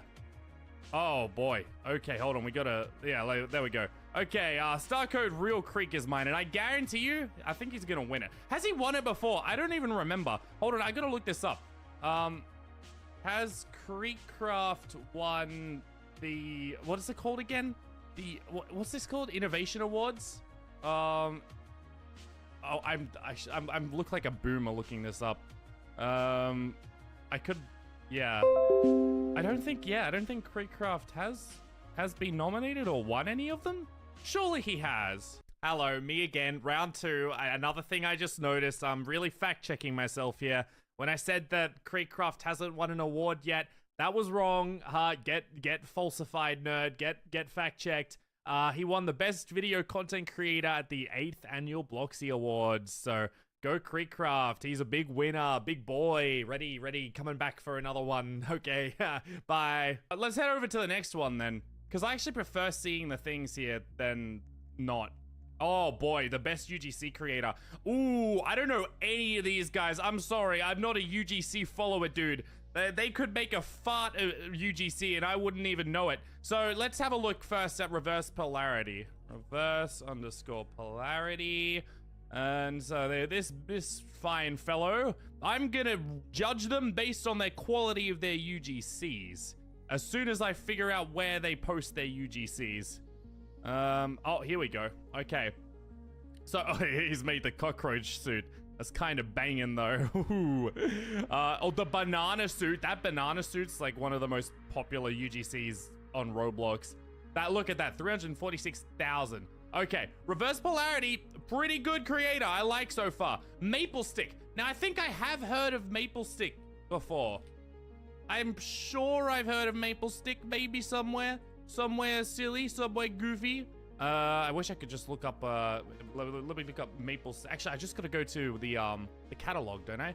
Let's go to here, and if I look up Maple Stick in Marketplace, it should show me all of his stuff, right? Oh boy. Man, I hate Roblox's catalog search. Sheesh, that's yucky. Okay, let me try this. Maple Stick UGC. With a little bit of URL magic, I managed to get it. So this guy's made the void masks, a lot of the shadowed head, the purple security cap, FNAF stuff. Why he made it an Antix's UGC? Okay, I'm seeing a lot of stuff here, but I'm not seeing anything really iconic. Like, I'm not seeing anything, like, that screams... I mean, okay, I have seen that before, I think. How popular is this? Because I'm pretty sure, yeah, I've seen that, like, in a lot of places. That's pretty iconic as well. But, you know, I'm not seeing, like, Staring Hamster as well. But, yeah, it's kind of... I'm seeing a lot of generic sort of stuff, and this is purely my taste here. I'm not, like, shaming anyone for it. It's just compared to the other one... Compared to all this goofy stuff, I think Reverse Polarity really like pushes the boundaries of UGC so far. Like with his turtle body, the brain body. Look at that. That's insane. I love that. Okay, so that's Maple Stick. Let me copy this link and chuck it up here. Who else we got? LZD. Judging from the look of the avatar, I bet you it'll be like a lot of the stuff that's used in fashion shows and Royale High. Because I think she's gonna be more of a fashionista, which is true. There's not many meme stuff in here, but honestly, the stuff that she's posting is it's nice. It's good quality, you know. It's pretty cool. Bro, that looks like a unicorn's just barfed on your head if you're wearing that, but not in a bad way, honestly, in a pretty cool way. But yeah, you know, pretty normal stuff. And then we've got Rush_X. Let me try that one. Rush_X. Let's see what they got. Oh, not these, not the hairs. I hate the hairs. Why can't we go back to the days where I wore my butt ugly, stupid bowl cut hair? Oh boy, dude, seeing this is, oh boy. Yeah, I don't like these. Okay, I'm gonna vote for, I don't think they're gonna win, but I'm gonna vote for Reverse Polarity because I think Reverse Polarity, like I said, they push the boundaries with UGC. They're not bland, they're not silly, they're not bland as in like, they're not just posting, you know, lots of hairs and everything, which is good for the fashion community, I will say. But they're pushing cool features like a spotted seal suit, and they got the Ropods Pro, and they got stuff that really pushes the boundaries. Anyway, enough of that. I'm voting Polarity, Reverse Polarity, and he also has the best avatar there. So where's the voting panel? Okay, actually I should no, because I know if I do that, if I do this later, I'm gonna forget, and then I'm gonna vote for someone else. Best you experience. Okay, Reverse Polarity gets my vote. Good on you, friend. Okay, now let's go up here to the best fashion. Woo! Wait a second. Are you trying to pull me into a game? Huh? Okay, that's weird. I guess that's coming out later. Interesting. The best plugin. Okay. I can't even vote for it. I don't know what these are. I am, yeah, no. Although that one I know I imagine is like you load a character in. Best original UGC. Oh, this, are you kidding me? Hair? Hair? Hair? That's not an original UGC. That's like that's like reinventing the wheel and calling it a brand new type of car. Okay, well, I can't look at those ones yet. Best racing. I guess these ones haven't opened yet. Best roleplay / life sim. I swear, Maple Hospital better not be on there. Otherwise, I'm gonna stab someone. And I'm gonna send them to the hospital, and then I'm gonna laugh at them. Okay, well, I think that's all I can look at for there. Maybe over here? I don't know why a lot of these are just question marks. But it's probably Roblox just being cheeky. Those little chickens. Those cheeky. Do I have to? No, don't send me in. No. No. Souls RNG. Oh boy. I've never played this. And I don't intend to start. I'm out of here. Let's go back. So I'll have to have a look because I'm going to look at the games, but I'm only going to look at them on Wikipedia because I don't have all day. You know, I can't spend my entire life looking at Roblox games. even though that's my job. And I do look at them all the time. Okay, let's see. Your favorite nominee for the People's Choice. The People's Choice game. Dress to Impress. That is not my choice. What happened to, what happened to people trying to make the right bodies in advertising? Because those are the skinniest things I've ever seen. They legitimately look like they have no, like, muscle or anything. They're literally just bones that are painted skin color. That has to be bad for people's self-esteems. Anyway, Gunfight Arena, I've heard good things about. Driving Empire. Is Driving Empire the one where... I don't think it was. When I was doing the Roblox badge hunt event, what was it called again? It was the event, the big one where you had to get like 80 badges. I can't believe I've forgotten it. But that one, there was this game, and I had to drive a truck and do the deliveries, and people were just slamming into my truck and preventing me getting out of the delivery store, and that took me the longest because I was just getting trolled so hard. Anyway, but still. The Driving Empire, I know I've played that, and the Strongest Battlegrounds.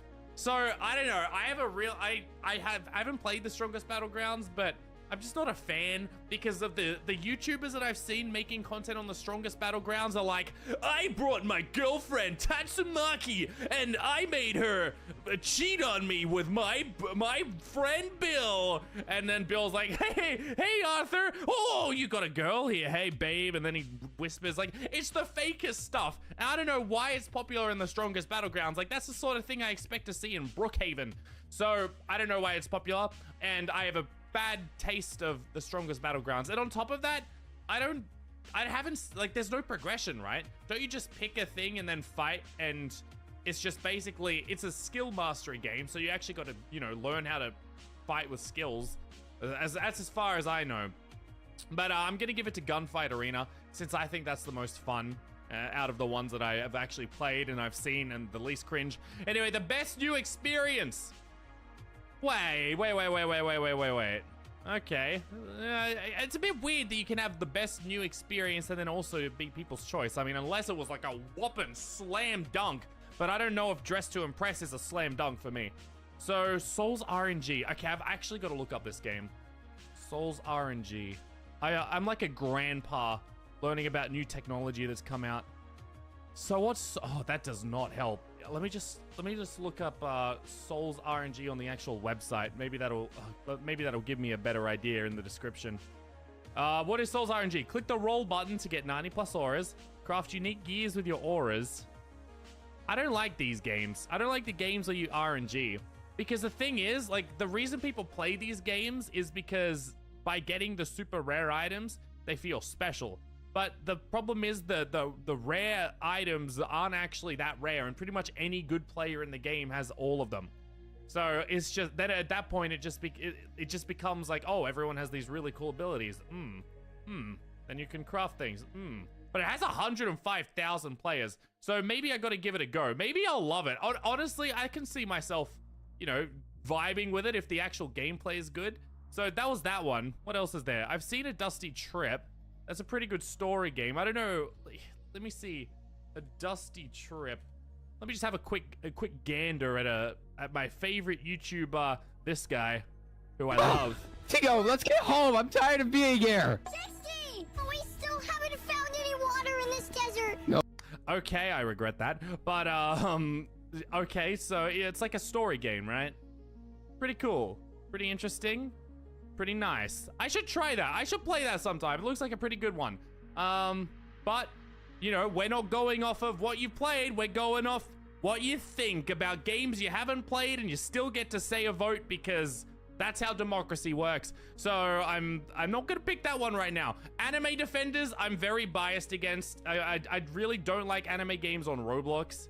Even though I think anime games on Roblox are the best anime game experience you can get in the entire world, because if you look at any other, well, most other anime games out there, they're always like those weird fighter games, like, where you're in like a 3D battle arena, and then you could choose Todoroki or All Might, and then, you know, you have the 2 sidekicks which can come and help, and then it's a wombo, bombo, bombo.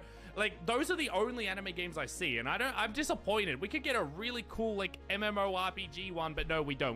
We end up with, like, another fighting game. So that's pretty cool. Anyway, Anime Defenders, though. Holy moly. Oh, it's a tower defense game. Oh, I see. Okay, 242,000 people playing it. Dude, tower defense games go absolutely nuts. And I get it. Tower defense, the genre is good. It's a fun genre. Oh, but okay, that makes it hard. I'm just gonna probably look at 242,000. Yeah. I think that's gonna be the winner.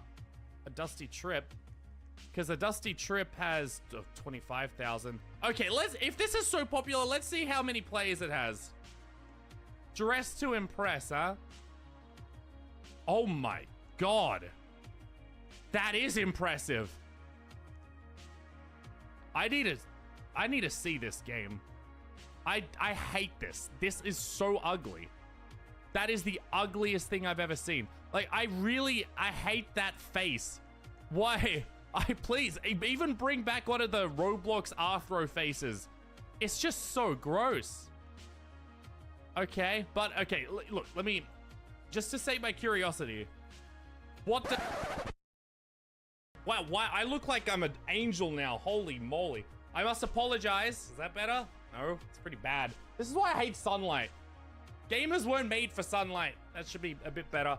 Anyway, I apologize. My recording space ran out. I was yapping a bit too hard. But I remember last place I was at was here, voting for the best new experience. I ended up going with a Dusty Trip because I figured that it was the most unique out of all these. Like, it's the most story driven, not a cash grab. I thought it was very cool. So I'm going with that.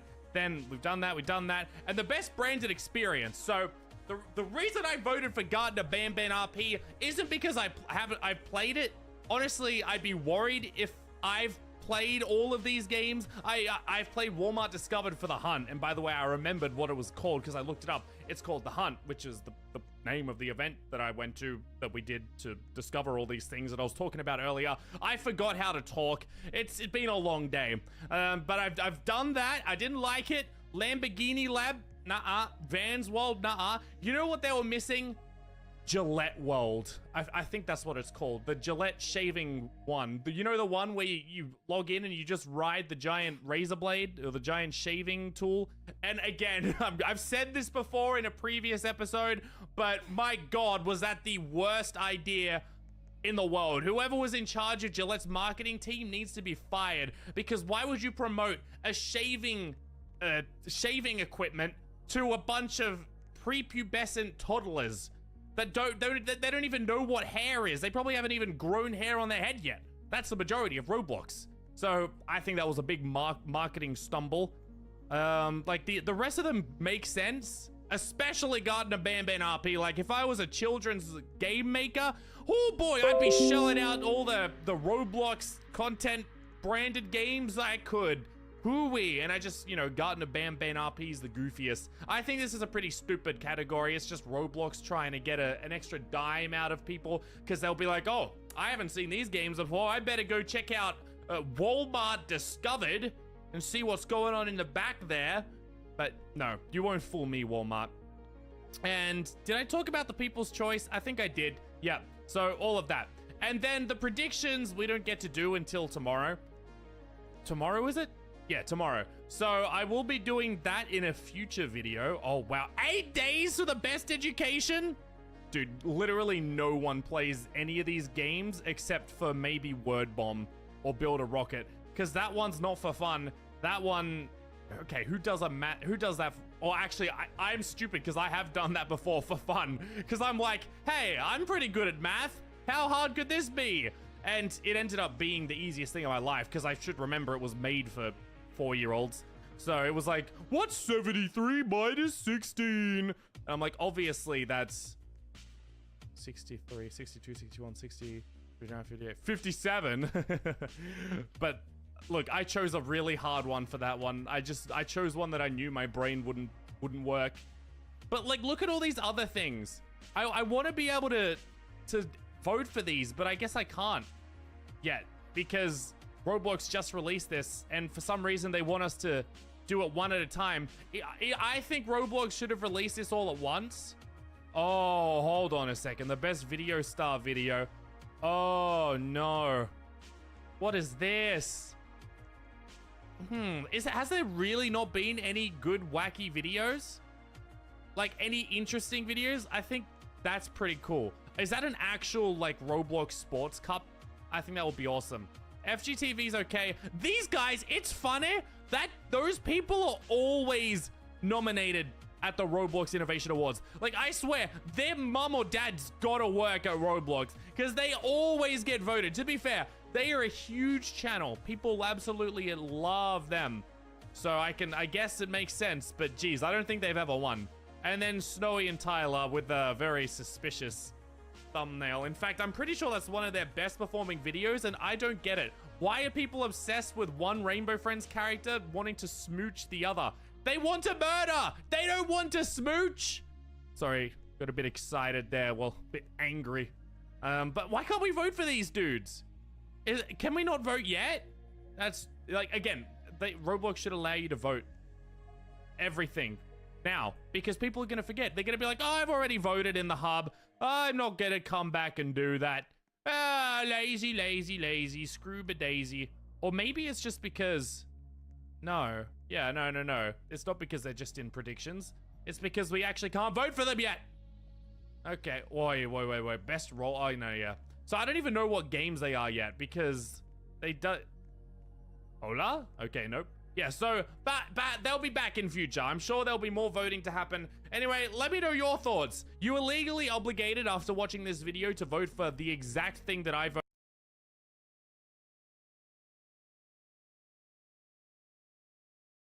Legally obligated after watching this video to vote for the exact thing that I voted.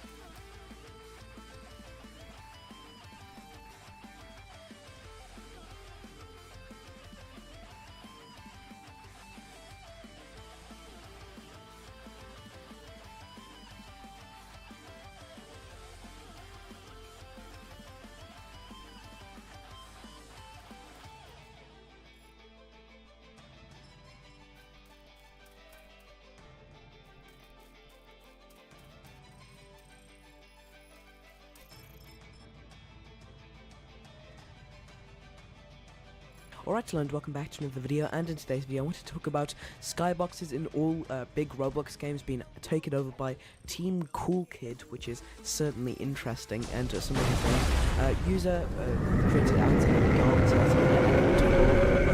it kind of shows that Roblox doesn't really care about their old identity anymore, and some other stuff that's quite minor, you know, just it doesn't really matter, like Creekcraft with an attempted cancellation, at least in my opinion.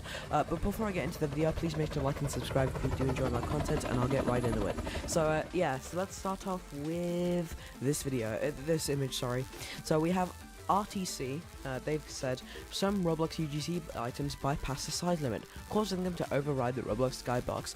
So you might see, you know, there were a lot of creepypastas. I remember Nixter, if you remember that guy. He was a YouTuber, he did a lot of creepypasta Roblox videos, and well, this guy, he used to do a lot of videos on like Team Cool Kid. They were like a quote-unquote hacker group, probably just like some Russian teenagers like pranking people on Roblox servers, but apparently they're back. Well, they were back for about 2 hours before the glitch got patched, and yeah, so people are uploading UGC items that bypass the size limits.